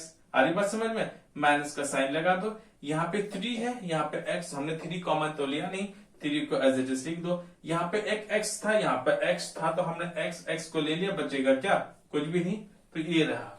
तो ये रहा हमारा क्या आंसर दोस्त, ये रह गया। अब हमारा रहता है 10वां नंबर का क्वेश्चन, है ना। 10वां नंबर पे जी ठीक है, आप आ गया। ये दरअसल ये एनसीईआरटी की क्या है ना, जितनी भी रेफरेंस बुक है या फिर एनसीईआरटी बुक है, सारे बुक्स का रेफरेंसेस का मतलब क्या मिक्सअप है ये। आप इस हिसाब से कुछ भी कर लो आप दोस्त, आपका क्या होगा, कुछ भी कर लो मतलब सब कुछ सॉल्व हो जाएगा, जिस हिसाब से मैं बोल रहा हूं आपको, मैं समझाने की मैं कोशिश कर रहा हूं यहाँ पे जी। जैसे की तरह आप लिख लो, यार मैं ना लिख दे रहा हूं, आपको लिख लेना है। ओके चल आ जाते हैं। अब हम लोग के नंबर्स को देखते हैं। ए रहा 10, एक है 30, तो 20 और 10 में क्या कॉमन हो सकता है, इन दोनों को क्या कर सकता है डिवाइड, वो है 10 ही होगा सबसे बड़ा नंबर। तो 10 इसको करेगा दोस्त, तो आपको क्या करना, आपको 10 तो लिख लेना, क्योंकि इन दोनों नंबर को क्या है, 10 ही एक बड़ा नंबर है जो कि आपको डिवाइड कर सकता है कि नहीं। और कोई और बड़ा नंबर आप चाहे तो ले नहीं लिख सकते, क्योंकि 10 ही एक ऐसा नंबर है जो बड़ा नंबर है, जो कि 10 को भी डिवाइड करेगा, 20 को भी डिवाइड करेगा और 30 को भी डिवाइड करेगा। अगर आपको यकीन नहीं हो रहा है तो आप फैक्टर करके देख सकते हैं, कॉमन फैक्टर आप देख लेना किसका आखिर क्या रहा है कि नहीं। अब आ जाओ 10 आ गया। अब आ जाते हैं दोस्त नंबर किसके, अल्फाबेटिकल वर्ड्स की तरफ। यह एल स्क्वायर है, यहाँ पे सिंगल एल है, दोनों में तो एक एल हम ले लेंगे। अब इधर भी एम है, एक एम है, तो दोनों में से जी ले लो। अब बची यहाँ पर ए यहाँ पर है लेकिन यहाँ पे ए नहीं है तो हम ए को लेंगे नहीं। तो अब हम लोग 20 को 10 से डिवाइड करेगा, बचेगा 2। एल स्क्वायर को है ना, एल 2 था, एक ले लिए, बचेगा एल बेचारा बचेगा एम तो हम तो कॉमा ले ही लिए, एम हो गया बाहर, यहाँ इसका कोई जगह नहीं है तो आप ऐसे प्लस आगे बढ़ लो। फिर आप बचेगा 30 को किससे 10 से डिवाइड करना, बचेगा कितना 3 बचेगा, 3 मतलब 3 बचेगा, 3 हमने ले लिया दोस्त। क्या ए हमने तो लिया ही नहीं था, तो ए को आप एज इट इज लिख लो। यहाँ एल कितना 1 है, 1 को हमने बाहर लिख लिया तो हम यहाँ पे एल लिखेंगे नहीं। यहाँ पर सिंगल एक एम है तो हमने एम बाहर ले लिया तो हम एम यहाँ पे लिखेंगे नहीं। तो फाइनली ये रहा हमारा क्वेश्चन नंबर 10 का सॉल्यूशन। और दोस्तों अब मुझे उम्मीद है कि आपको अच्छे से समझ में आ रहा होगा, तो आप प्लीज कमेंट सेक्शन में जरूर करके आप लिखें कि आपको कैसे इसमें और बेहतर से बेहतर अगर कुछ मैं कर सकता हूं तो आप जरूर हमें बताएं। कोई हमारे दोस्त या साथी अगर कोई भी सजेशन देना चाहता है कि अब मैं कैसे मैं अच्छे ढंग से मैं बता पाऊं, तो प्लीज आप जरूर बताएं हमें। और साथ में यार आपको प्लीज आपको सब्सक्राइब कर लेना, ताकि कि नई नई जो अपडेट्स या फिर न्यू वीडियोस में बनाऊं, ताकि कि वो आपको सबसे पहले आपको मिले। और शेयर और लाइक करना बिल्कुल भी ना भूलें। So thank you very much.